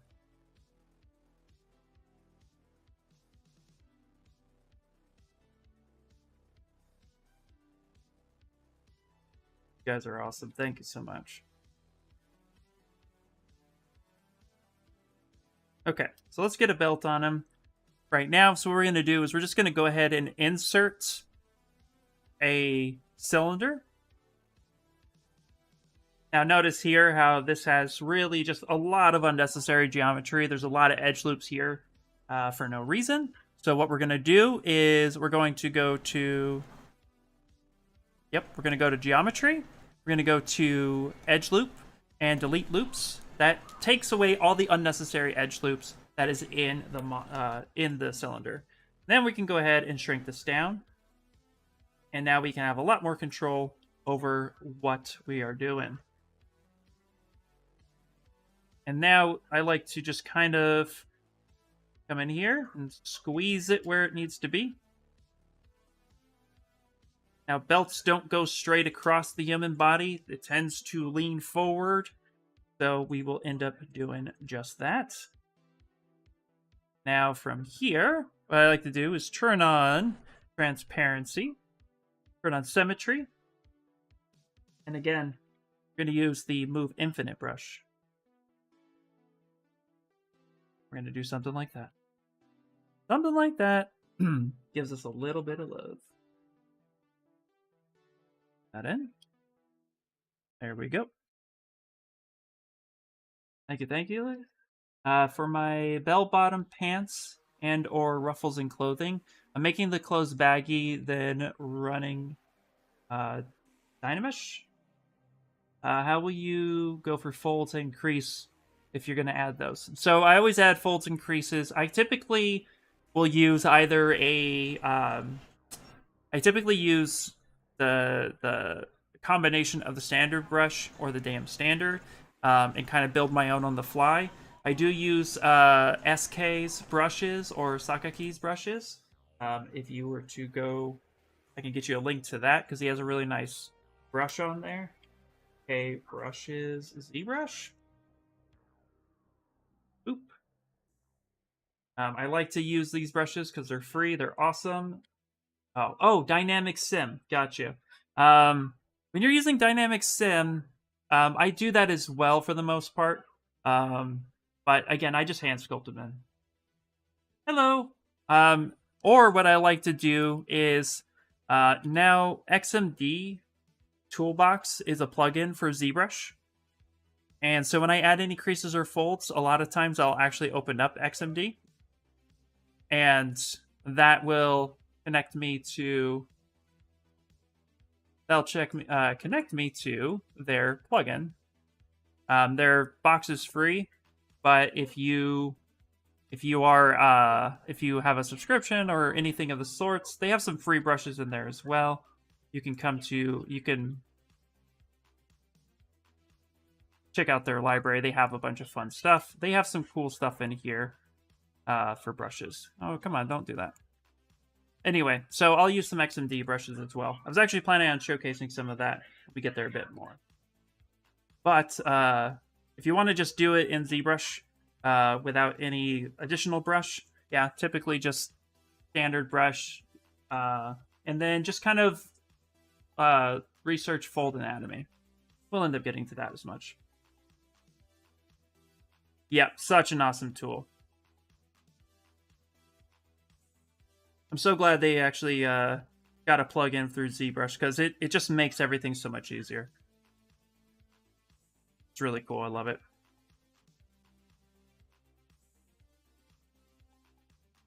Okay. So move infinite versus move. Great question. So move infinite. Let's do this here. Let me bring up like a cube of something. So let's go. I'm going to insert just a sphere. We're going to hit solo. This will really showcase it. I'm going to hit this little cog wheel and we're going to go polycube. Okay. So move versus move infinite. Okay. Let's scale this up a bit. 1 second. There we go. Okay. So the move brush will grab a single pixel or any pixels within its range, and it will move what it just grabs on that side. But notice if I were to look at it from the top view, it literally just grabbed that one section, and it's pulling that one section as it needs. Move infinite will basically take a straight line from your point to the end of time in the viewport, and it will pull everything in its path. So if you're grabbing here and I'm pulling out this way, when I rotate, notice it pulled everything in its path on its way. So that's the major difference between move infinite and move. Move just grabs whatever it can and moves that section. Move infinite grabs everything in alignment from the point you grab straight to the back of your viewport and everything in its way, and it just moves it all together. So again, with move, it just grabs that point. Now, of course, the bigger your brush with move, right, the more it's going to try to grab. But it's still only going to grab what it comes in contact with. Move infinite grabs everything that it can, that it sees on the front, and everything in its way. That's straight back, like straight back. So you're really able to just pull all your geometry from front all the way back as much as you can. So, and then of course too, you can manipulate your move brush by going and changing different settings. You wanted to have Acu curve where things get pointed up to a sharper line. That will also happen, but it's still going to infinitely grab everything. It only affects the subtool that is active. That is correct. It will not affect any other subtool unless you have multiple subtools merged into one. So only the one active subtool is it going to grab. It won't grab anything else. To infinity and beyond. Exactly. Yep. So that is the difference between the two. You're absolutely welcome. I've been using it now for like 6 months, 7 months. I found it in a stream. I loved it. And I was like, I want that. So I took it. That's what's crazy. That brush has been in ZBrush for a while. I actually don't know when it first came to ZBrush. I should probably look that up. But, yeah. It's been around for a while. Okay. Let's start cleaning up a little bit more of this anatomy. That's why I default to the move brush a lot for just your basic movements. But then, the move infinite when I want or need to pull something straight across, like I'm doing a profile change, I want all the quadriceps to move. That's where the move infinite comes in.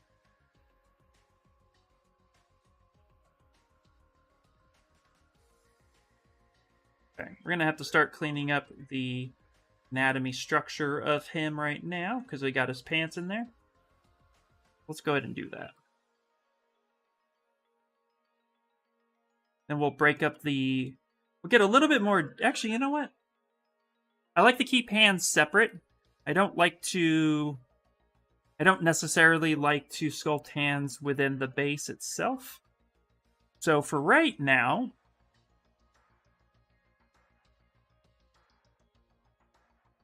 kind of just get something in there so I can at least see what's happening. We're going to grab an IMM brush, and we are going to grab human parts.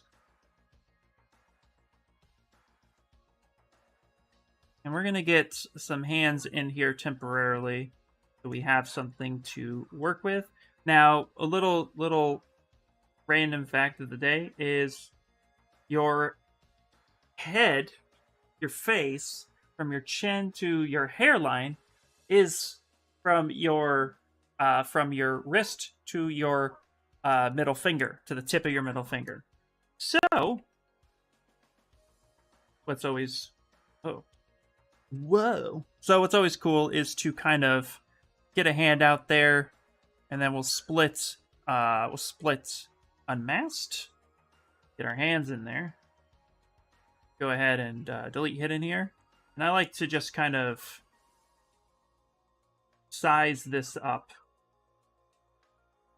to be about that length. Gonna help you keep proportions as correct as possible. About there. Yeah, that works. Great, wonderful. I'm gonna rotate that around. Go. Down.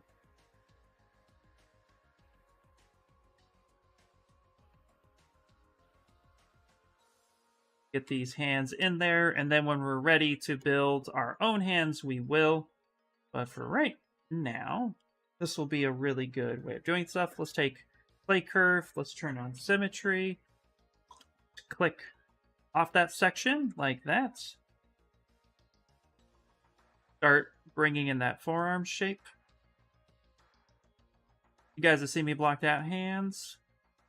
So this is another way you can get it in there as quickly as possible. So you can start getting the rest of that anatomy structure in there when you need it.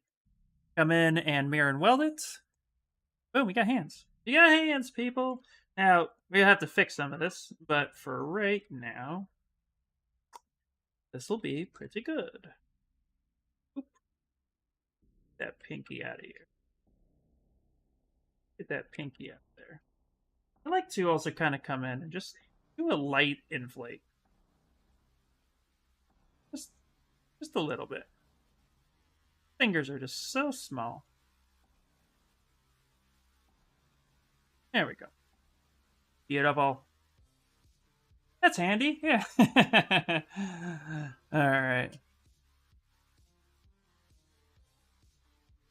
Get that dynamic subdivision on. All right. Let's see here. I'm actually going until 8, so we got about another hour and 15 minutes. I usually stream for about 3 hours, give or take. What's your method for making clothes? Just block out Dynamesh bits and use knives, etc. shape. Like that, or is a super low poly plane at thickness and shape?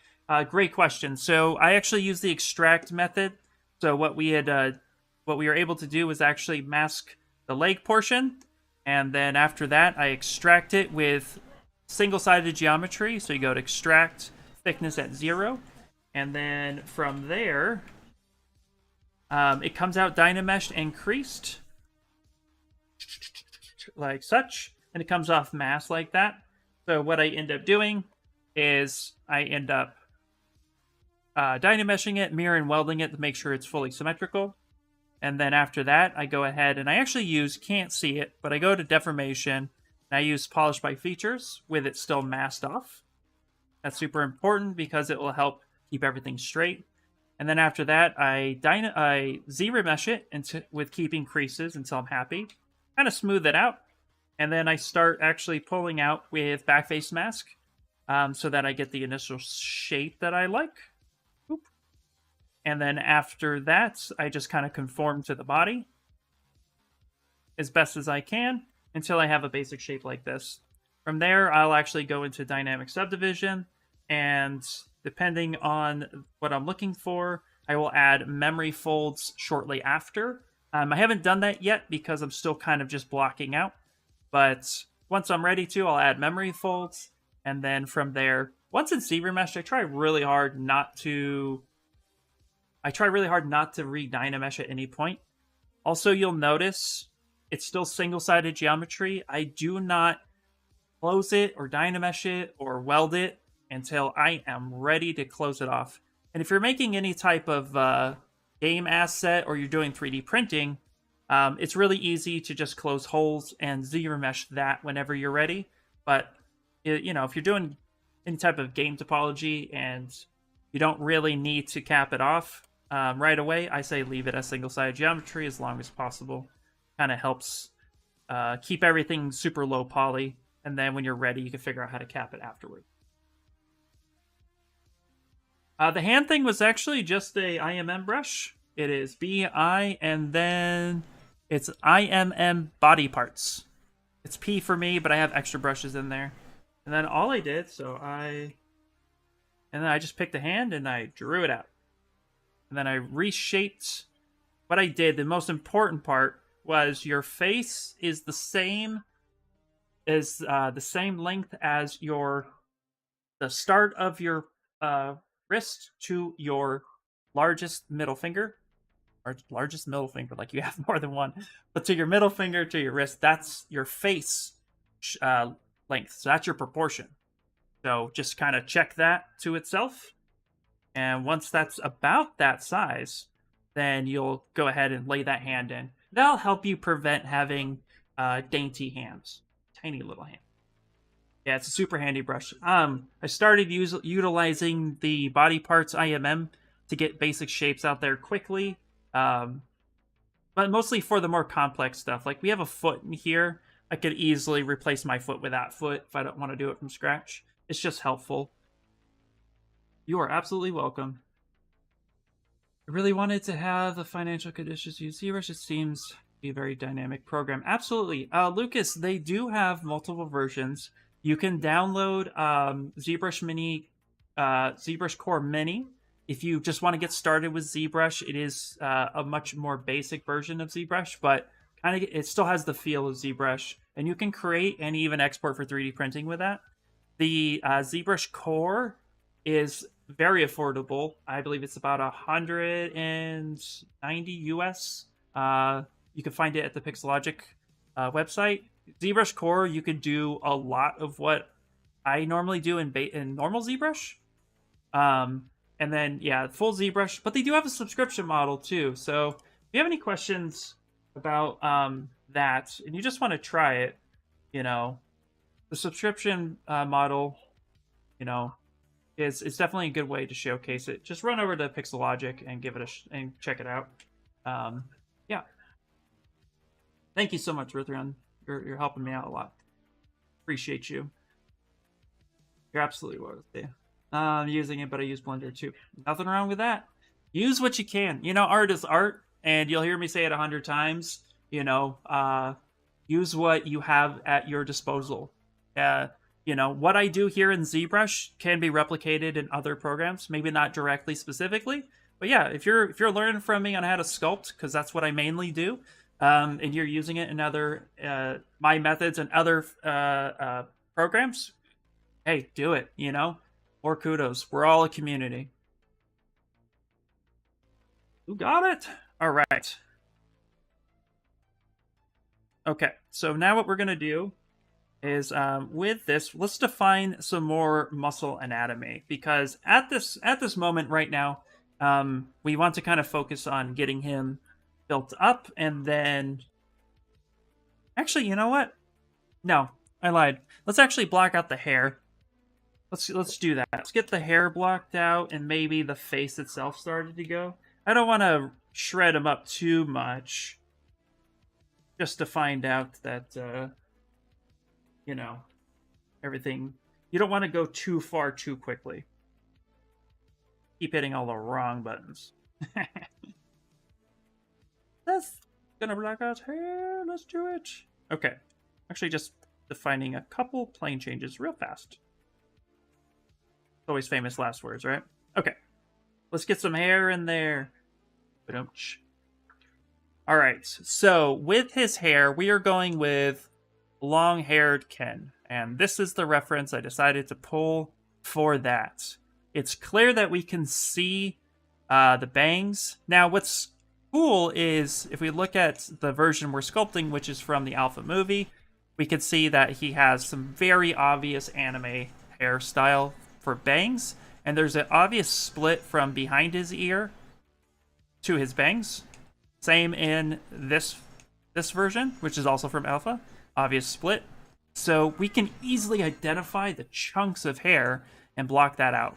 So this is good for length, kind of tells me how much length I need, but this is really good to identify the hairline itself.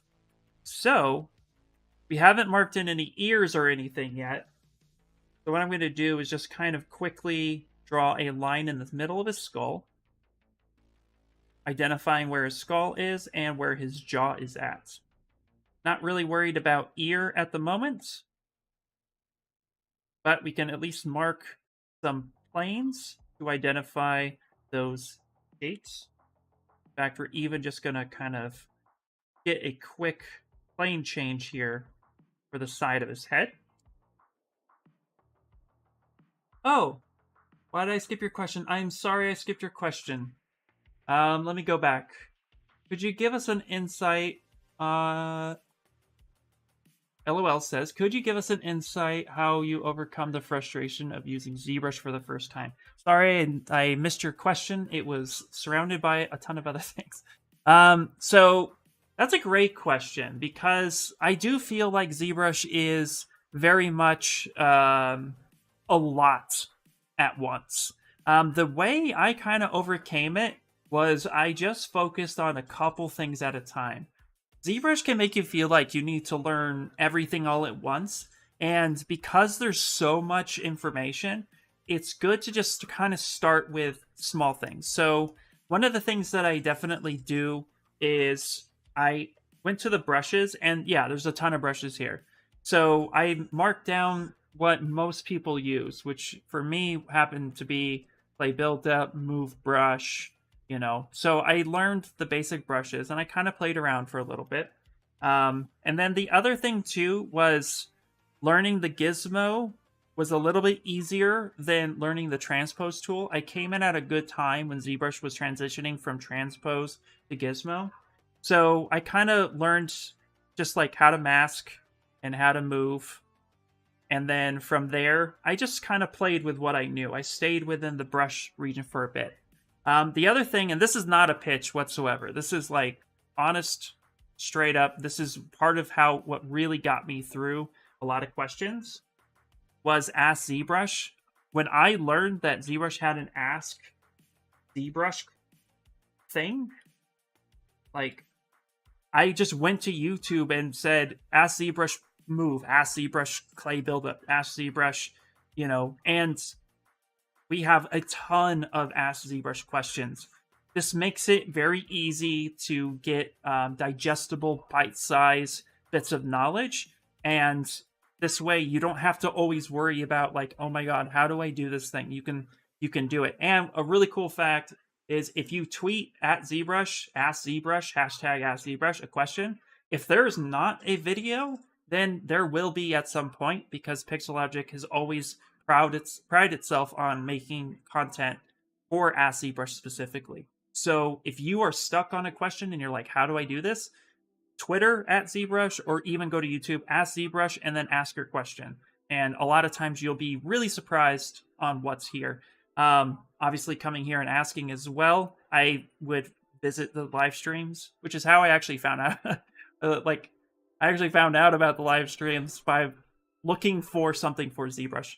The other thing too is don't be so worried about, am I doing it right? Just play around with ZBrush, Don't be afraid to just come in and say like, okay, for example, anything in deformation, what does this do? Just get your subtool and start, then like, okay, that rotates.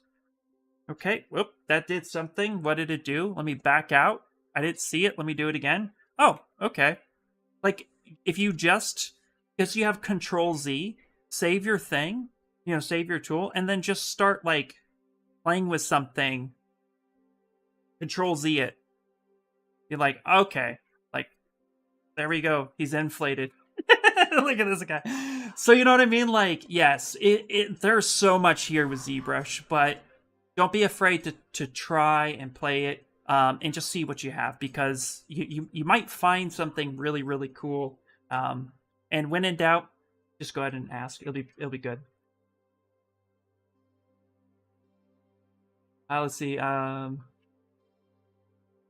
Yep, just keep at it. Absolutely. Perfect. Let's see. You started a year and a half ago, blind, and just kept at it. Yes, there you go. Absolutely, yeah. Now it takes me half a day to turn somebody's OC to print form. That's so awesome, dude. Shane's project file helped me Euro in on the basics. Yeah, perfect. Yeah, absolutely. So true story.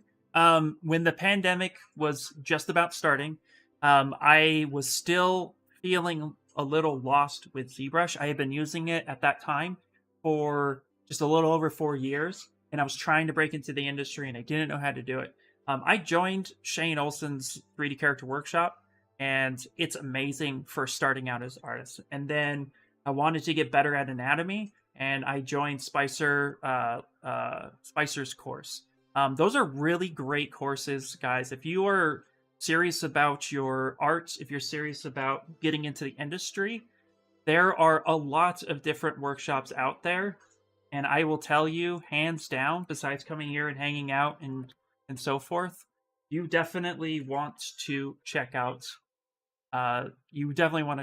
These courses, because they just are amazing. So you have the time and you are trying to keep going and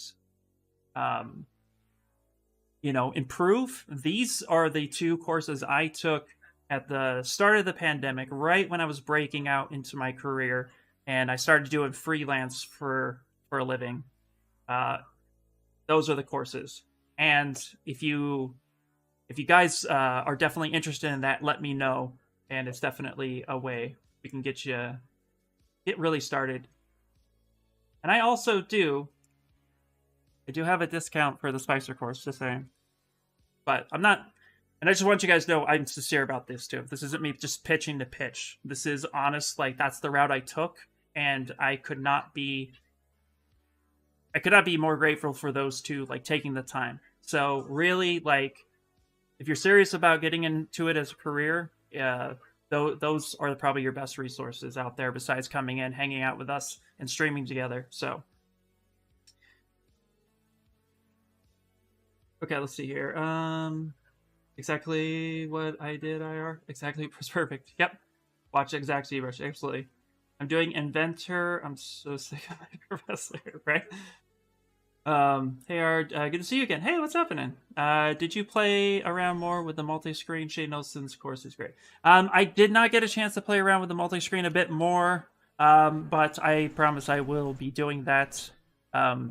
Just got busy this week. Okay. Hair. Where? Hair is everywhere. So with hair, what we're going to do is we're just going to go ahead and I'm first going to block out the back of his hair, because the back of his hair is the easiest landmark to mark in. So what I'm going to do is, let's rename this belt. Boop. I'm going to go ahead and insert a sphere. I'm going to go ahead and group this into its own folder. So Control F, and I'm going to call this hair. Okay. Now that that's there, what I'm going to do is I'm actually going to put this in the back of his head, like such. Kind of blow this up. I'm going to angle this, and I'm going to elongate this. And now I'm going to widen this just a bit. And where his ear starts, so we have symmetry turned on, extra symmetry. We're going to start pulling this out. Okay. And this will be the hair center line, so to speak. Okay. Currently saving up for both the ZBrush full license and the 3D Character Workshop. Yes, do it. Absolutely. You guys are absolutely welcome. And because I've gone through those courses, if you jump on my Discord, if you guys have any questions when joining those courses about them, I'm still in the 3D Character Workshop in the community they have. So, and also my own community. That's at the link tree. At the bottom, there's a Discord. If you guys have any questions too, and you're taking those courses, you can tag me in your questions, and I'll help answer them. Okay.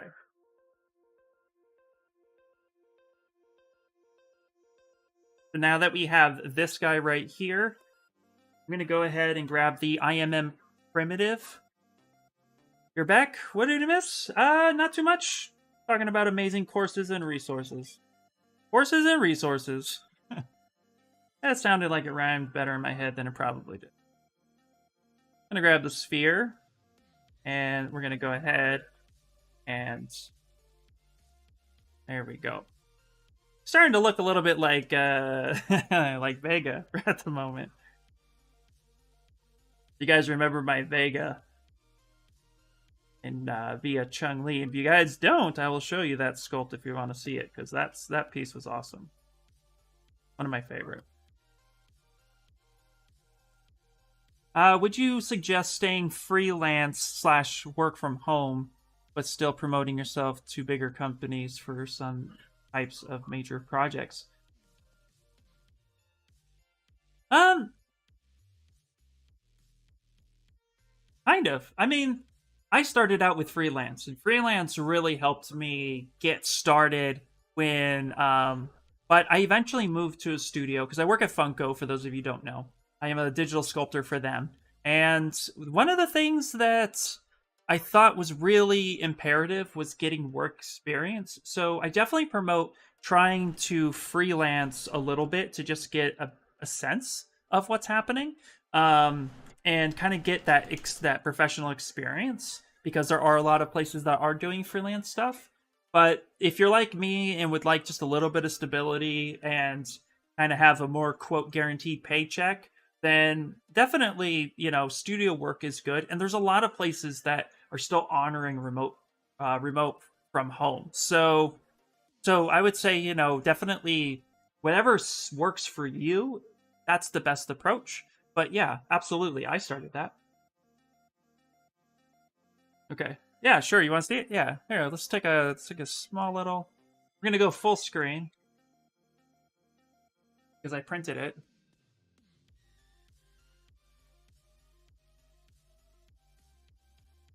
So here is my Vega versus Chung Li, and might be a little hard to see, but you can see that hair. I'll show you the model too. I could pull that model up, but there's the hair coming through. Super fun piece. But here, let me pull up the model too. You can see what I'm saying. Like Vega is just like, it's like, no. Here, let's save it real fast.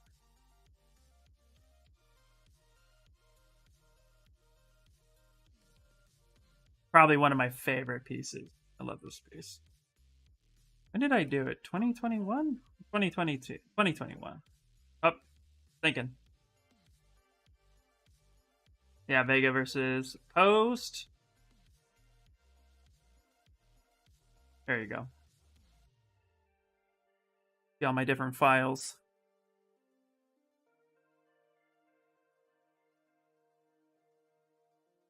Oh, thanks, man. Thanks, yeah. I'll show you what I did with Vega's face. You guys will laugh at it. Hair's reminding me of the Oruga. Oh, from Star Wars. Oh, yeah, you know what? You're absolutely right. No, actually, that sounded like a new area on the Pixu Maxon sites. Oh, let's see. Do you have any suggestions on how to start getting some freelance gigs? I do, actually. The best thing, this is what worked for me, so take it with it being my approach, not necessarily, quote, the way to do it. But what I did was I started networking with everybody via Twitter, Instagram. I saw a company that I wanted to work for, and if I felt like I wanted to work for them, I just emailed them, DM'd them, I tweeted at them respectfully and said, hello, my name is Ian Robinson. Here is my portfolio. I would love to work with your company. If you have any available postings. And I just literally I was the squeaky wheel. So I threw myself out there like, hey, look at me. I'm an artist. I want to work. Let's do it. And I got really good feedback. I got a lot of companies coming back at me saying, hey, you know what? Your work's great. If we have anything, we'll keep you in mind. Had a few hits. It just takes that one company. You get a lot of no's before you get yeses, but you stay vigilant and you really just put yourself out there and you're constantly improving on your work. And yeah, you'll get some attention for sure. Yeah, so check this out real quick. So here's Vega, and look how crazy that hair is. But check this out. So because I knew the face was never going to be seen, watch this. Ready? Ready? Here's Vega. Look at how wrecked this face is. Rickety wreck, son. Just straight up. Because the feet just I knew it was never going to be seen. So I just crunched it up. Just crunched it. And look at that. Look at that. Just look at how crazy that bit is right there. Yeah. Didn't even sculpt the eyes because it got welded together. So yeah. Yes, toy companies. I hit up toy companies first. I've done work with other companies. I've done work. One of my best pieces for animated piece was actually this cute little dinosaur called Rexy for Coach.com. Here, I'll actually show you that piece. That piece is one of my favorite pieces that I got animated. It was so cool. There's something special about getting a game ready or animated ready model, and then you and then you see it come to life. And I don't know about you, for me, seeing it come to life, it just it was so great. Here, 1 second, let's go open a new link. Here, I'll show you the piece I'm talking about. So I've worked for companies that have their stuff animated and also game ready. Here's the animation with my model for Coach.com. It was really cool. Displayed on the big screen in a few overseas countries, and I think New York got a 3D print as well. So this was something that was a lot of fun. And this was actually one of my last freelance gigs before I got picked up by Coach. Here was the posed version of the model in high res to kind of showcase what they were looking for. Here was the Marmoset tool bag T-pose, so that the animators could see the topology, make sure that they liked what they saw, that they could work with it. Of course, the albedo, and then, color and the normal maps. Basically just kind of showcasing everything as needed.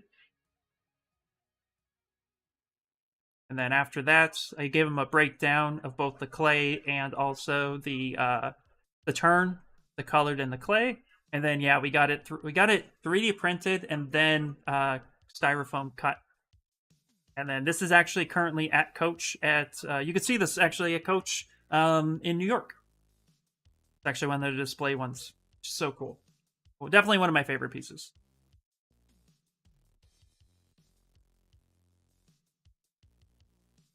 Yeah, I didn't do blood splatter at that time. Crushed his eyes, right? Looks like the guy who wants Bugs Bunny. He did. That was so funny. Yeah. So that's how I got started. I just basically bugged people until they wanted to. I bugged people until they wanted to work with me or told me to stop, go away, don't come back.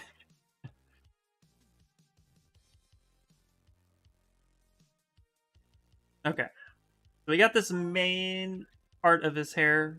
Done. Let's actually go back to. Just put a little bit of a crease right there. Okay, now what we're gonna do is I'm actually going to introduce another sphere.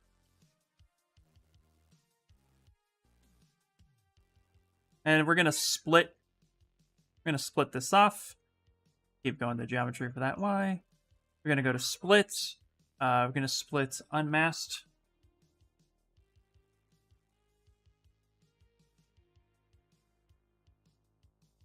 Now we're gonna come here.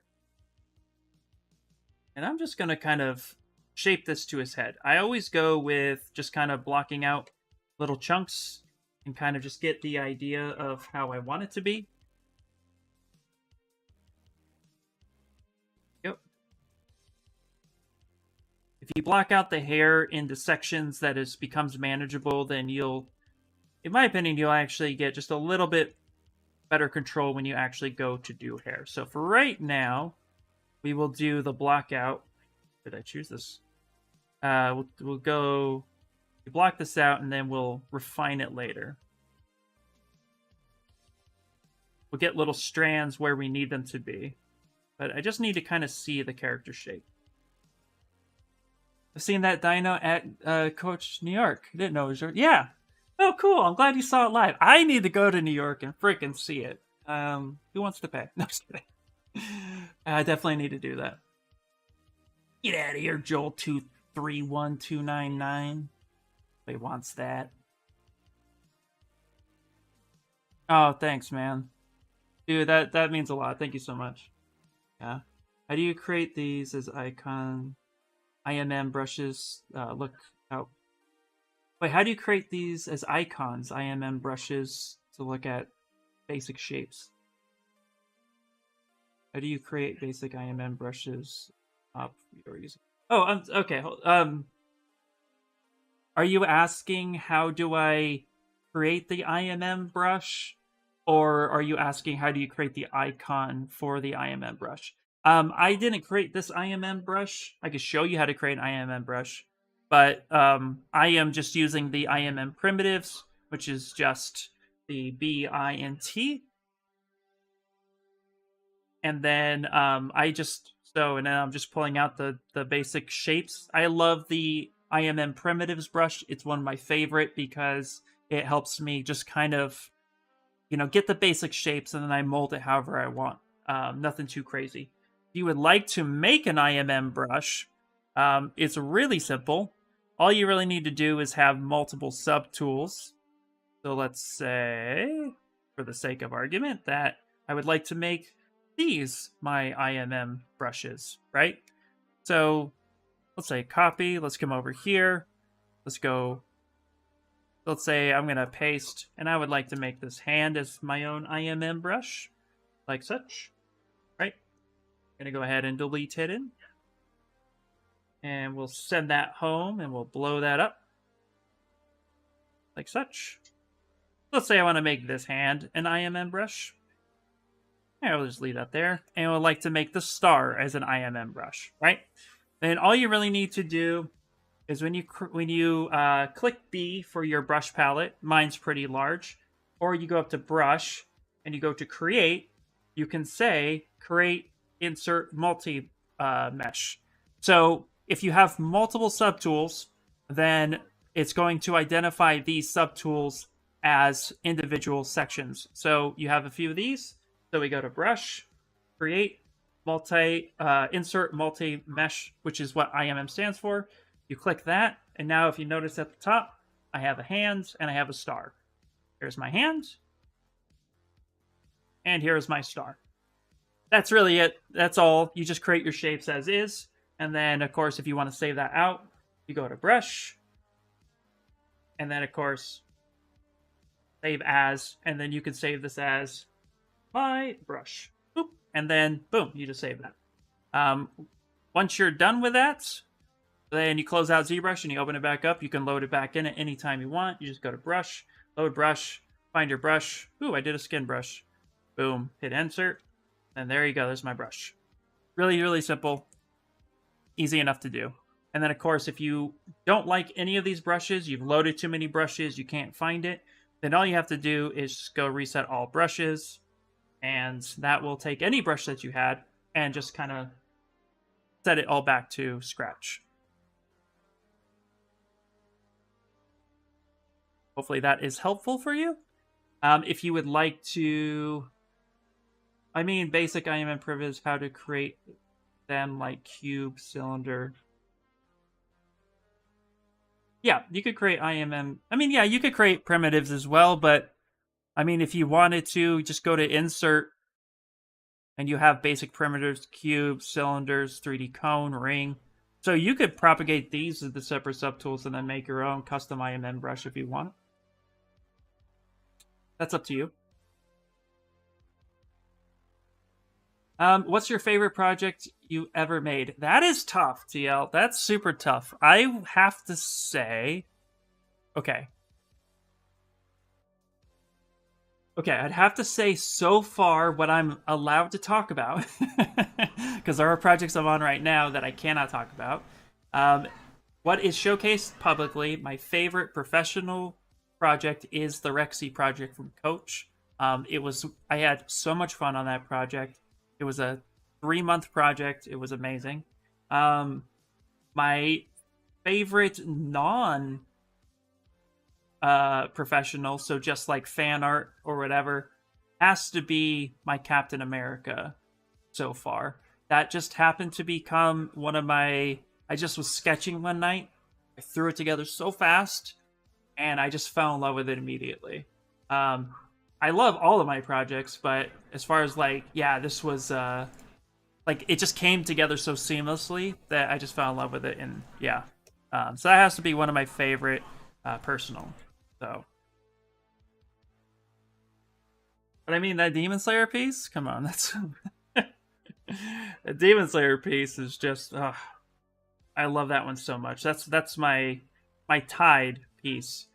Have to admit.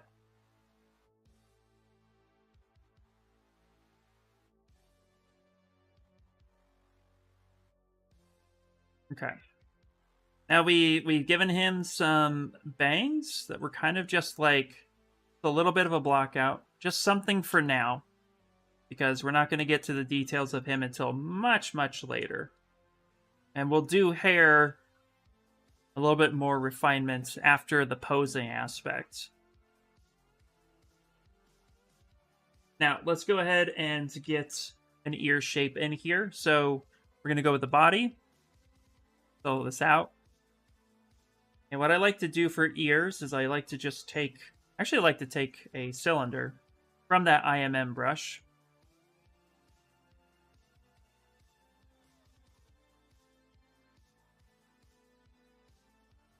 Oh, what the heck? What the heck? Okay. There we go. I like to just take the cylinder, finally. And then we're going to go with split. We're going to split unmasked points. And I'm going to turn on local sim. And I'm going to shrink this. I'm actually going to do clip curve. Now, clip curve isn't symmetrical, so we'll clip one side, and then we'll go ahead and mirror and weld it.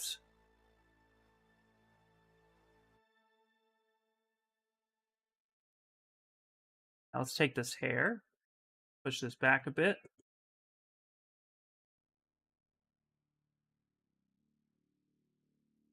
Yeah, that's not under NDA. I know, right? Simple things. So just append simple primitives and modify and create IMM primitives. That is correct, yes. I love how you got the zombie cat as your 3D guide. Yeah, I love it. It's so awesome. If you go to my Discord, under community free tools, you guys can download that for free if you would like it to. You never saw the Demon Slayer 3D print. Is there one? There is one. It's in pieces right now because I'm gluing it together and getting ready for it to paint. I printed it via PLA. So it's it's kind of drying right now. So I can't really just grab it. But I think I have a picture on Twitter somewhere. Let me see. I'll showcase the photo at least. It's in the middle of being prepped. The process always takes a while for that stuff, especially since I decided to go the long way. You know, I took the long way out, and so let's see here. Let me see if I shared a photo of it. I'm pretty sure I did, and I'll show you that. If not, then come on, baby. I did. Yeah, all right. There we go. Okay. So here's the current print as it stands right now. Of course, the hands were not included in that. But, yeah. And actually, this is not glued. This is not glued. It's standing on its own. So we really, really did a good job balancing it out. I will be getting it ready to at least be primed, so I'll be sharing photos as we do the process. Prime, sanded, all that good stuff. So, yes, that will happen soon.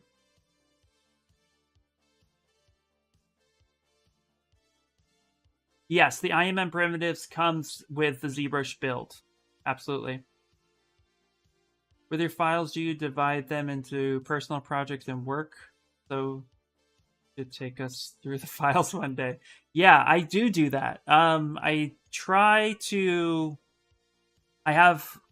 So I'm lucky now where my work computer, which is off over here to my left, is actually where all my NDA stuff is locked up.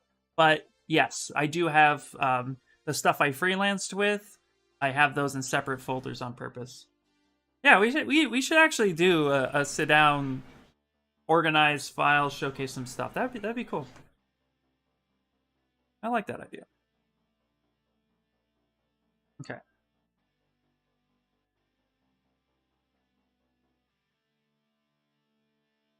Okay, so slight fun fact. The top of your eyes, not the top of your eyes, the middle of your eye, where your eyelids connect, go straight back. Kind of hard to see. But from your eye straight back is pretty much where your ear is going to be. The top of your ear is going to be. So we get to kind of place this ear right here. And I like to pull that down a bit. And this will give us an ear spot. And then we like to kind of push back a little bit and get that jaw defined a bit there. Let's go ahead and I will be merging the ear, but first I like to set up a few things. here. Go. I like to, in the back of the head, kind of push that section in just a little bit. Kind of prepping this backside.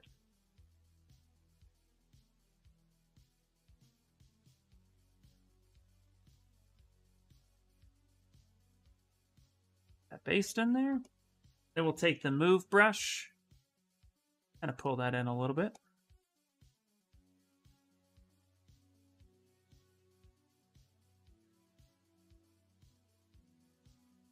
Yep, what you said. Exactly. From that section. I'll be the first to admit, I'm not really good with all the proper names. From spot A to spot B. But, yeah. Yeah, tear duct to the inferior... Curus? Is that how you say it?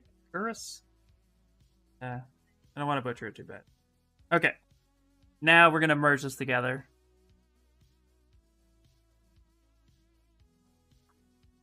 Okay, and then I'm going to go ahead and get that merged. Now that's a little low resolution, so Control Z. Still pretty bad. You know what? I'm going to scale this model up a little bit. I don't want to go up too high in resolution. I'm going to do all of this where we're going to do our pizza box trick. We're going to go send this into the middle. Turn the pizza box on. I'm going to grab everything. I'm going to scale it up a bit. Just like such. Okay. Come on back. Hide this section. There we go. That's better. Saves us from having to up the resolution. But we can still get some good detail. Here, weld that. Let's turn symmetry on. Let's see. Do you know a good resource or have a tutorial on how to do hands and head for 3D printing? Like on your Demon Slayer, are the hands separate? So yes. Okay, hold on. Okay. I don't have a good video myself, but usually I would say yes. I kind of explained blocking out hands for, well, that was sculpting, wasn't it? You know what? I definitely should go through that a little bit more for 3D printing, because I think I did it once before, but that was a while ago. What I would suggest, you know what? I do have a video. You know what? Give me 1 second, because I actually do have a video that I highly recommend. Let me find it real fast.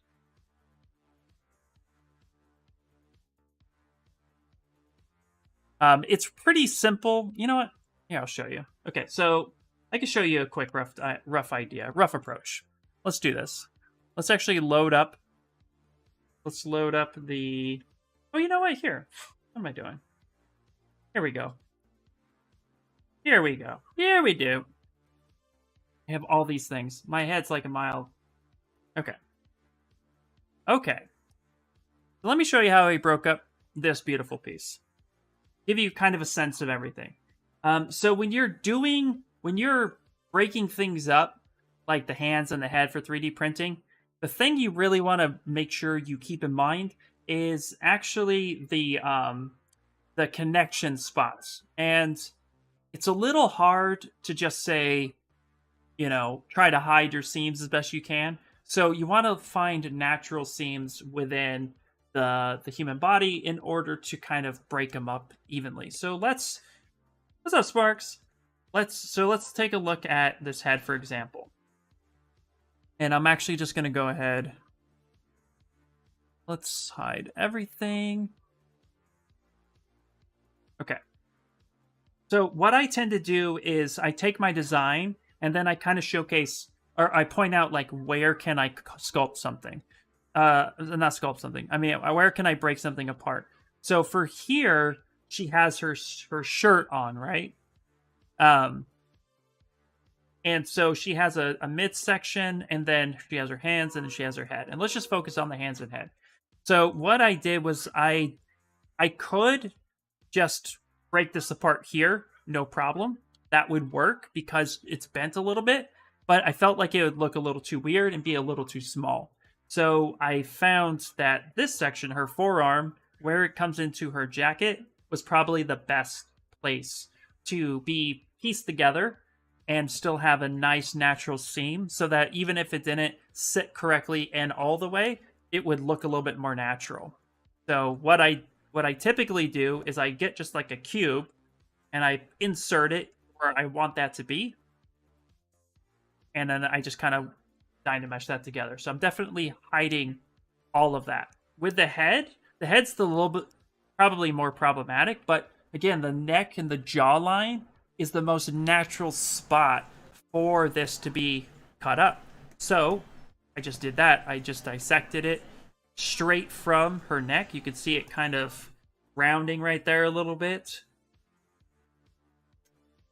Because from here, you're not going to tell. You're not going to notice from here. Maybe from here, you'd be like, hey, that's a little funky. So yeah, it's just finding the right location to actually piece it all together, you know? And then let's actually take a look at Vega for a second, because Vega is a little bit more complicated, right? The Vega's claw here, if we were to take a look at this, because I have him being punched through bricks, I was like, I need to find a good spot to attach the brick to the hand, and he has this bandana. So I identified this band on his arm, and I was able to break that up from there. So I was able to attach this because it actually was intersecting and pushing through. So I cheated that, and I attached that straight. So this was all one piece. But on his other hand, because he had this nice tattoo, I found the wristband to be the best ideal spot. Chop it. So, and as you can see, each one of my pieces, there's a bit of an inset. And that's because I cut straight across, right? And I can actually demonstrate that. I cut straight across, and then I make sure to almost live Boolean, making the intersection kind of tapered in a little bit, live Boolean, and cut that out. So there's always a little bit of a lip, and then there's the key itself. So it has two contact spots. It has the key, and then it has that little bit of a lip so that it kind of fits in, and it feels more like a natural seam. So you could see the arm going into this cut spot. And so that way, when you see it back here, it's like, oh no, he's actually wearing that. But he's not, you know. So same here with his torso.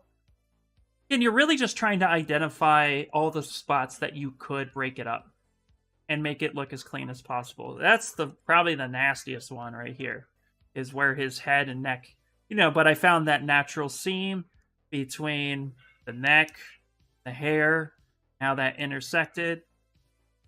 You can now see the line. But from here, that's such a big line, right? You're like, yeah, that's massive. But in reality, that line is tiny, and you can barely see it. We can only see it massively because we're in the file itself. So when we take a look at how all those pieces are, this is what you end up getting. So a quick demonstration, which hopefully help kind of seal that in. So I'm going to just delete all that. Let's go to the cylinder. Let's go ahead and go Polymesh 3D. So if I have my two subtools, I identified where I want to cut, right? I have my two subtools. What I typically do is, let's say this is the connection spot here. And just for demonstration, I'll bring in my cube. And I'm actually going to go ahead and paper this cube just to kind of showcase what I'm talking about. So with this connection spot being the way it is, I always want to make sure that this piece is just slightly, the cutting piece is slightly smaller, and then it gets embedded into the piece. Something more like that. So that way we generate a lip at the same time. Now this is just a quick exaggeration, but hopefully that'll give you a sense of what I'm talking about. So when I do a live Boolean,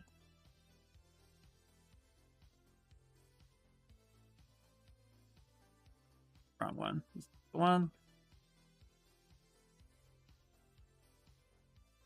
Live Boolean, I want this piece here. When I cut this piece, wrong way.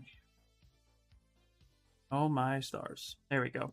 So when I cut that piece into the ledge, I kind of taper that piece into it so we get something like that. Hopefully that makes sense. It's a bit of a crash course, but I think it's like crust without the T. Oh, okay. Nice. Good to know. Thank you so much.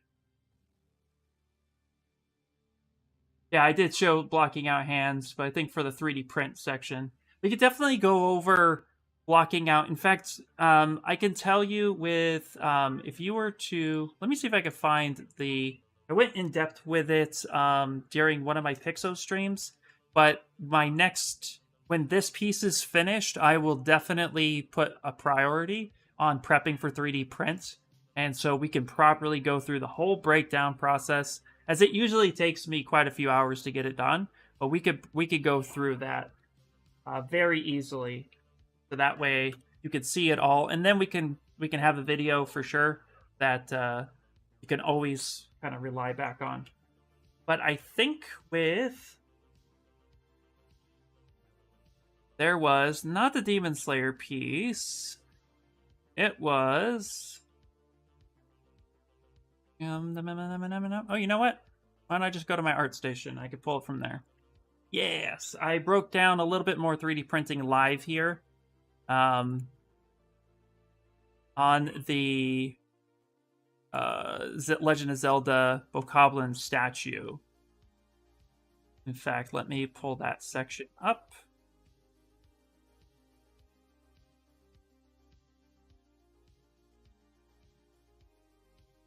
If you'd like to actually go through this video in that series, you can actually go through that a bit more. But we'll focus on 3D print cutting once this Street Fighter piece is done. We'll prioritize that for sure.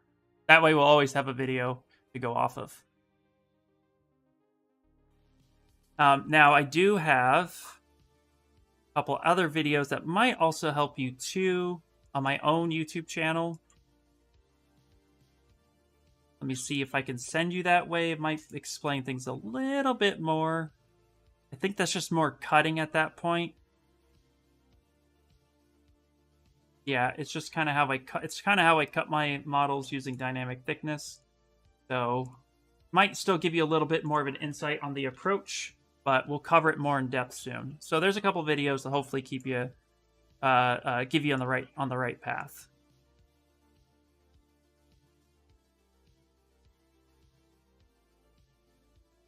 Yeah, each piece is just slightly each piece you do is always a little bit of a custom approach, because until your piece is done, identifying where you want to cut things up is really important. For example, like looking at, Ken right now, I could tell you, because he's going to be shirtless and he's going to have his uniform torn here, that this part right here is going to be super ideal to cut. Like, I'm gonna be cutting into his belt, like right about there. Guarantee it, because the transition between his torso and his legs and his pants, that belt, that's going to be the ideal spot to cut for sure. So little things like that, the more you practice, the easier that information is going to be. But right now, it's just, it's still kind of hard to tell where everything's going to be until the part is done. So you kind of just, at least I do, I kind of just wing it until, and just kind of see where it's all going to be.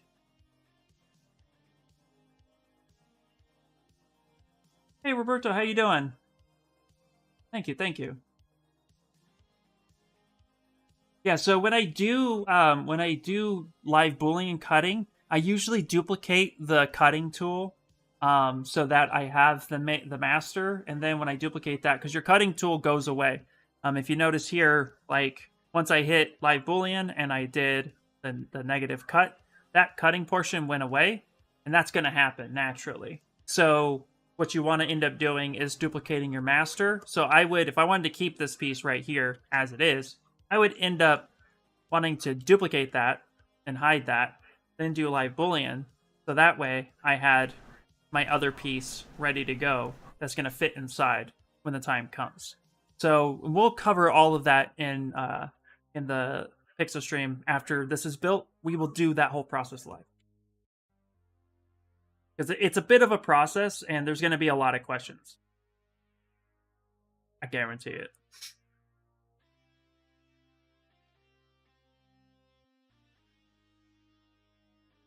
Okay. Hopefully that answered the question a bit. We have about 20 minutes left. So we'll just continue kind of blocking out the head and the hair a bit.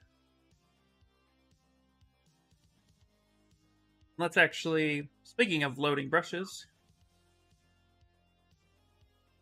I want to load. I have a custom ZBrush for muscles. Muscles of Brussels.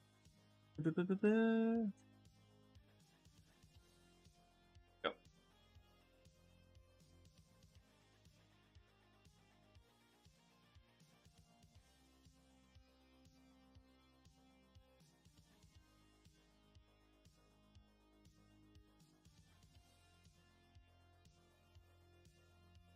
So with chest muscles, I like to, again, kind of sculpt them in their fiber way.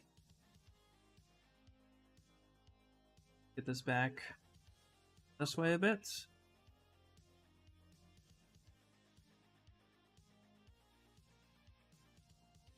Good question. Thank you so much for asking.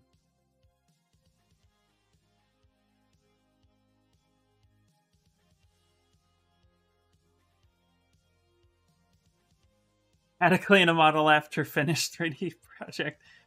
Are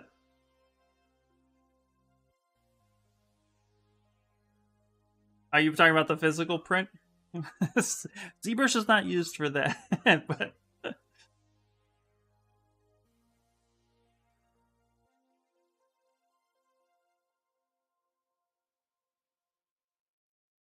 we could definitely cover some more of that stuff, maybe on my personal channel.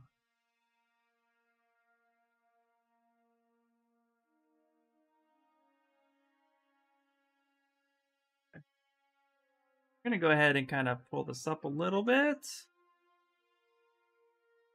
Or how to clean a model after. Oh wait, maybe I misunderstood. TL, do you mean like how to prep like that 3D prep, like what I was talking about with Ken? Like what we'll do here is with Ken, we will be cleaning it up after it's sculpted and get it ready for 3D print. Is that what you mean? Maybe I misunderstood. I was thinking like the physical. I was thinking like, how do you physically clean up a 3D print?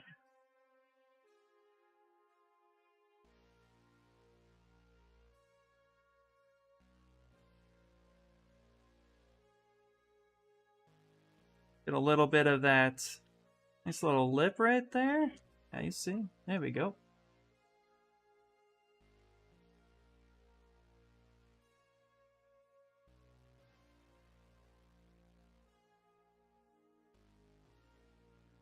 Yeah, there's a way to cut, even when using Dynamesh in Live Boolean, there's a way to actually cut the Dynamesh so that you get a lot cleaner of an edge for sure. Yeah, okay. Yeah, so when this project is finished, we will go through that whole process, and I'll showcase how I do it. And hopefully we'll make a whole video out of it, so that way we can always refer right back to that. Absolutely.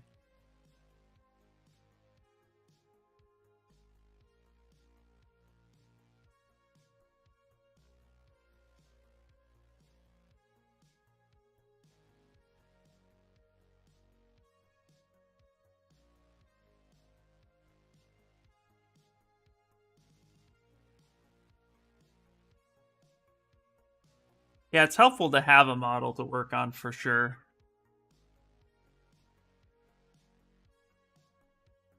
Okay, let's get these lower back muscles in here.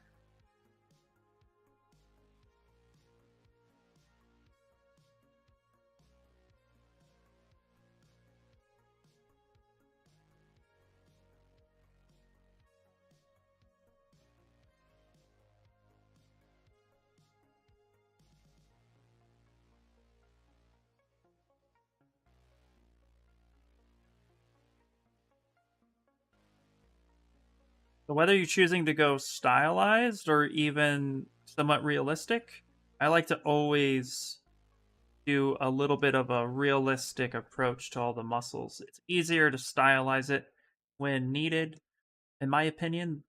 So I can just get the muscles laid out, make sure that they're accurate and in place. Then I can always choose to stylize that afterwards.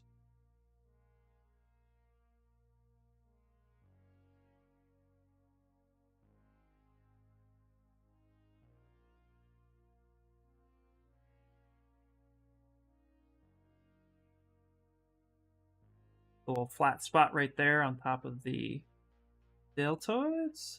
Okay. Start focusing on this forearm a bit. First things first, I like to draw that kind of line that's always there in that forearm.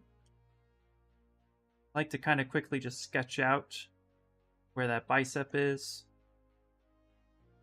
how these muscles connect.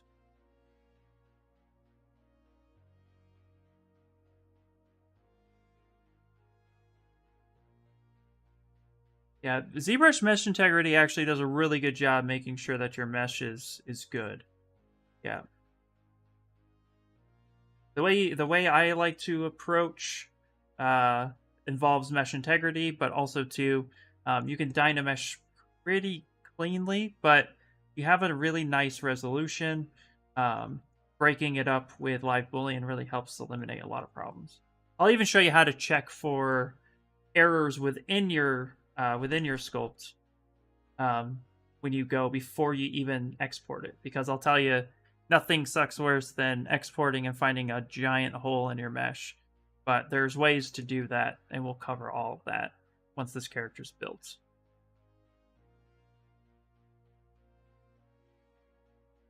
I think you guys will like it.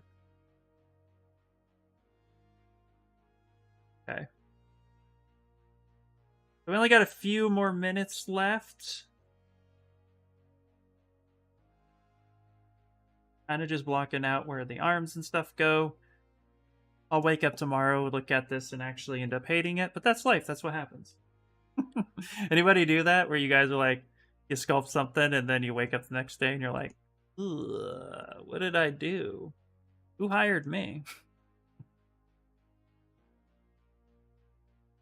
If you do, don't worry. It happens to the best of us.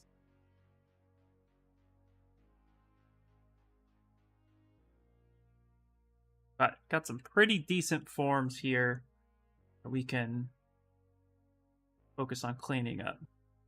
Now we're going for a really fun pose with him. So we're going for a very stoic, head down, hair blown in the wind, clothes torn, flexing. So I'm not too worried about losing a lot of detail here. So I can actually push these details a lot harder in this A pose in the beginning than I normally would, just because he's not going to move very far at all, which is nice. We can go just a little bit more aggressive in the shapes.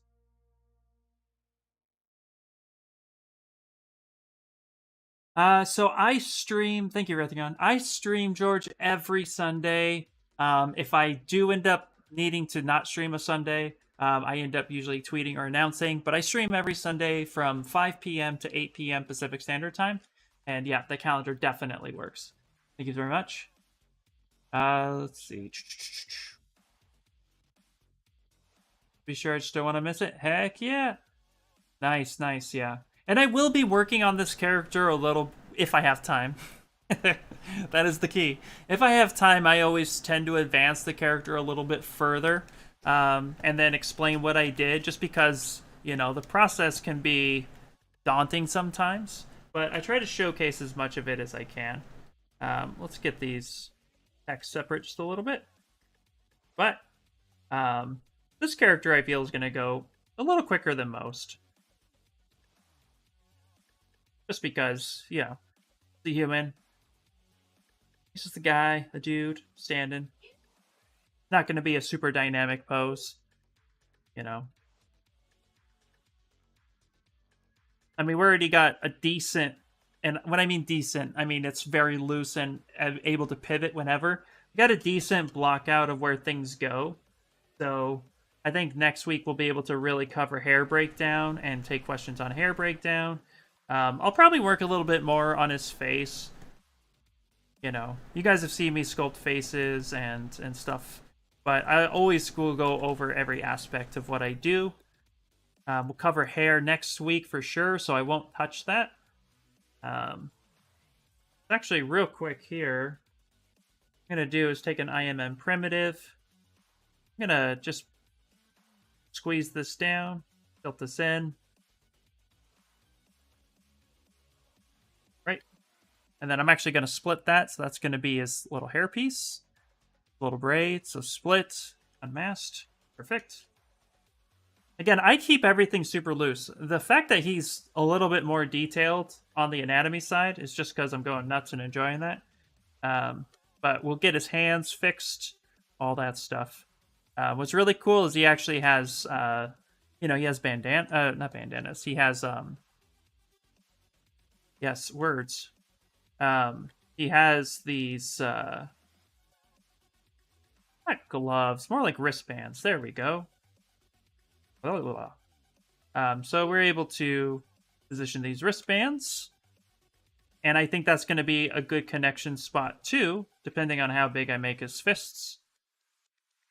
So yeah, we'll get continue with the block out a little bit more if I'm able to during the week, but I won't go too far, promise.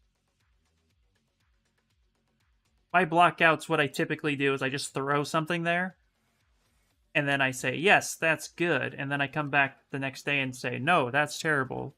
Away with you. I do that a lot. Draw something. This turned out great. 1 hour later. Oh no, the head is too big. Those machinery bits don't make any sense. I know, right? Yeah. Bracelets. There we go. Yep, that's another good way. Yeah, I think they're supposed to, because both Ryu and Ken, they have like those MMA gloves, I'll call them, because it has the wrist support and then it has the backing. But in this, he actually only has, the bracelet itself, the wristbands. There we go. There we go. Okay. Yes. Oop.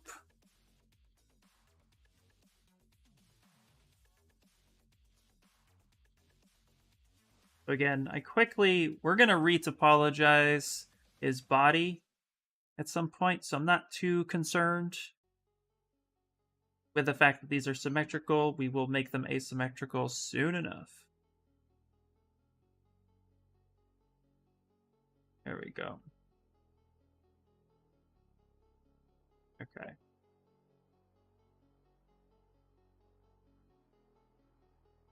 Kind of getting that feel of that structure.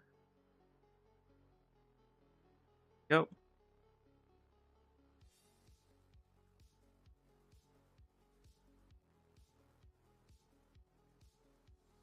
Yes.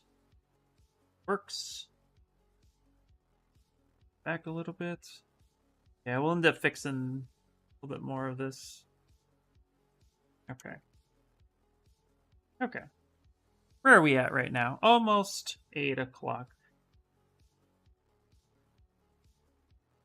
Sweatbands. There we go. Perfect. Are you allowed to tell us which pops you worked on? Only if the pop is released. Can I say which ones are on? I don't know which ones have been released yet. But yeah. It didn't say we couldn't. Assuming once it's released, it's pretty much fair game after that.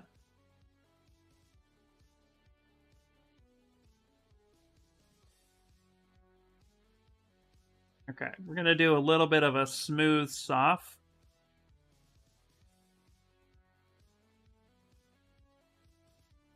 It's a little too aggressive.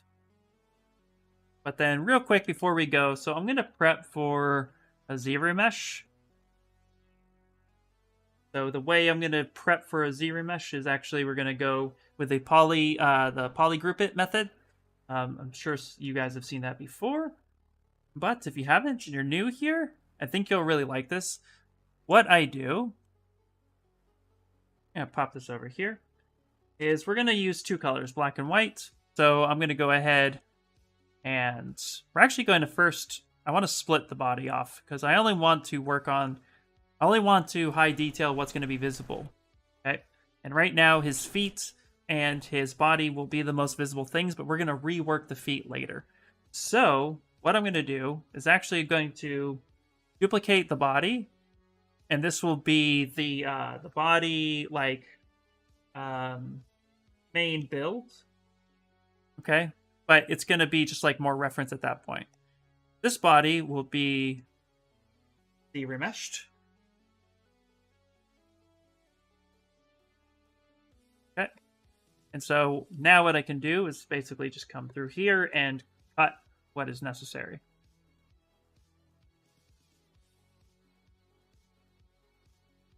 Perfect. Okay.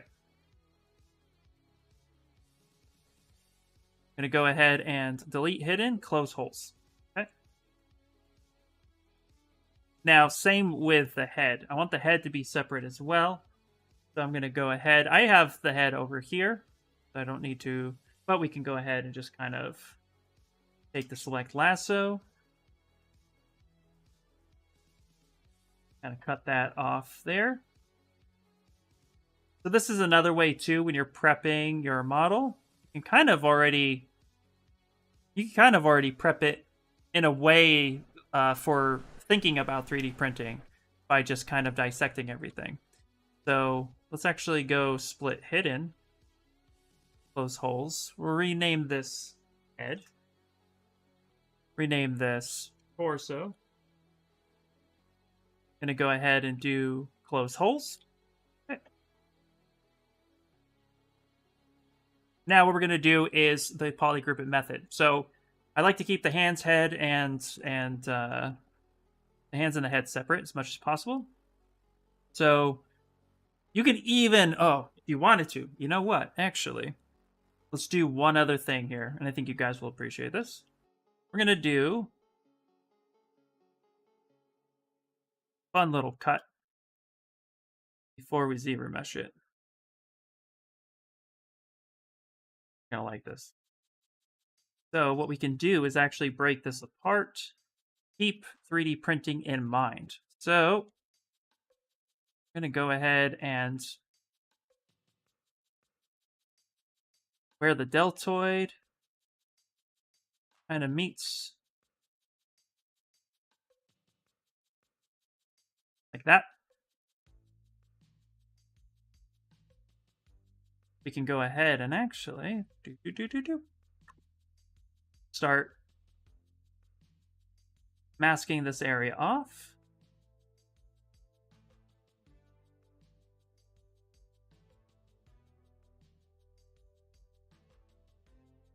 Okay, and what you can do is just go ahead and Control W. That's going to give us this selection here. Now what I'd like to do is Dynamesh, turn on groups. Re-Dynamesh that.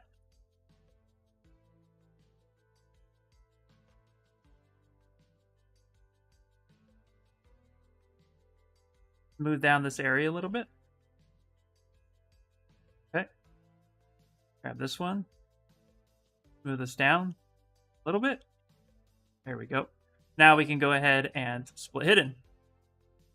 subtool, split hidden. Now call this, ooh, hello. Delete that nastiness. Delete that. Rename these arms.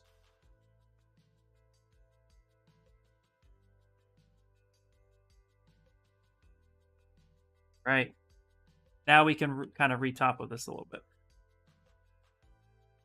Who did he fight in that picture? So at the end, man, I forget. It wasn't Bison.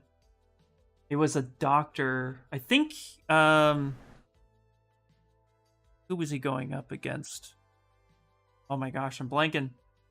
Spoilers.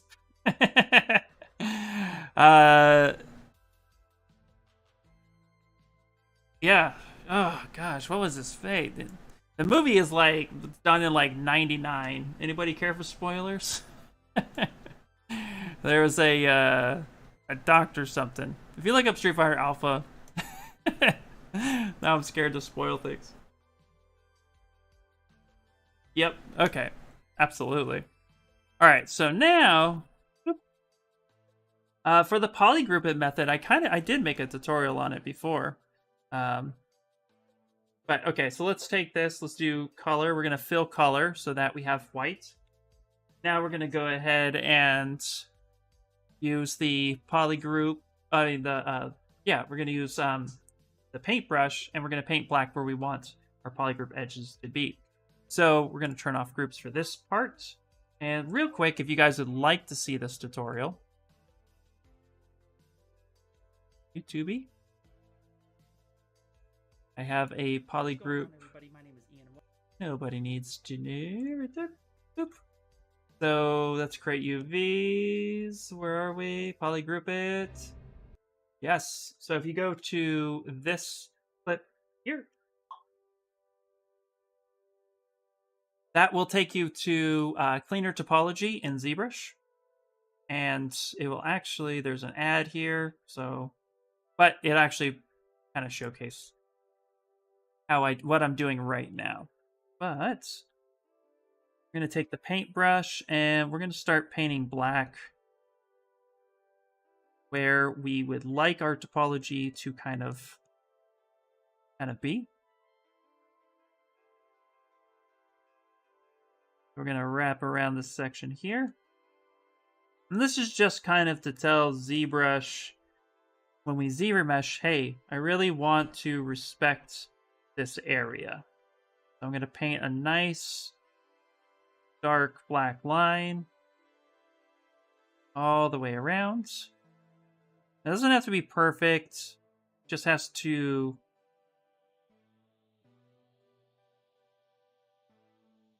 kind of give you the cleaner topology. You can make this as crazy as you want.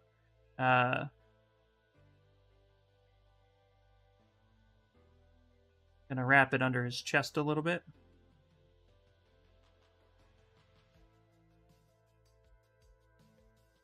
Kind of come across here if you would like.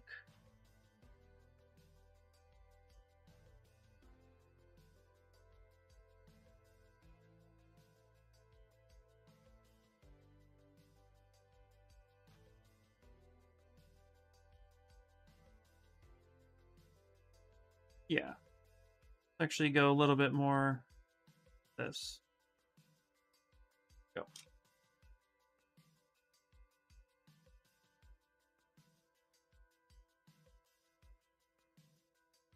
Across here, we're just identifying where we want polygroups to be. That's really all we're doing here.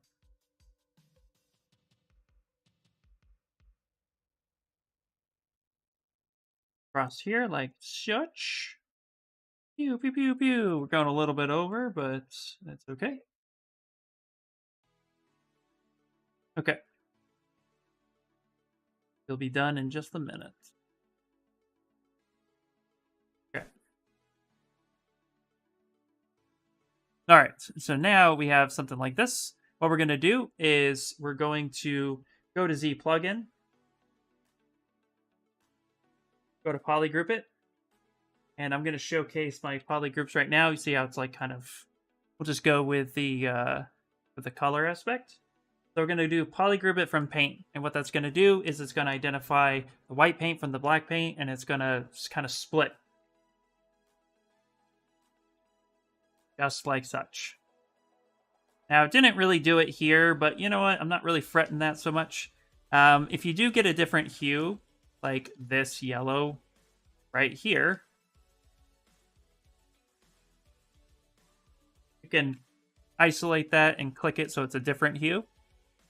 And then what we're going to do is kind of clean this up a little bit. So we can go to deformation, polish by groups, kind of cleans that up a bit. And then we can clean up the rest of the way by going into our light box, going into brush, smooth, and smooth groups. Hold shift, double tap.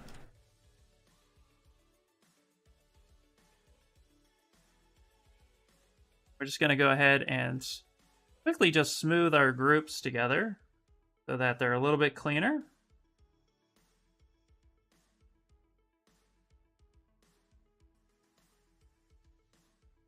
There we go. Something like that. Be the last thing we show, and then we're going to go. Then I'm going to hold control on the timeline and tap that little spot to remember that history point. Okay. Now we're going to go ahead and keep groups. What we can also do is go to geometry. We can go to crease, increase polygroups. And then we can keep creases, turn off adapt. We have symmetry turned on. And let's do 15 target polys. And ZBrush it. And then what this will do is this tell ZBrusher, look, okay, this is what I want. I want you to take those polygroups, and I want you to give me some cleaner topology based on these polygroups, and I want you to not go past them.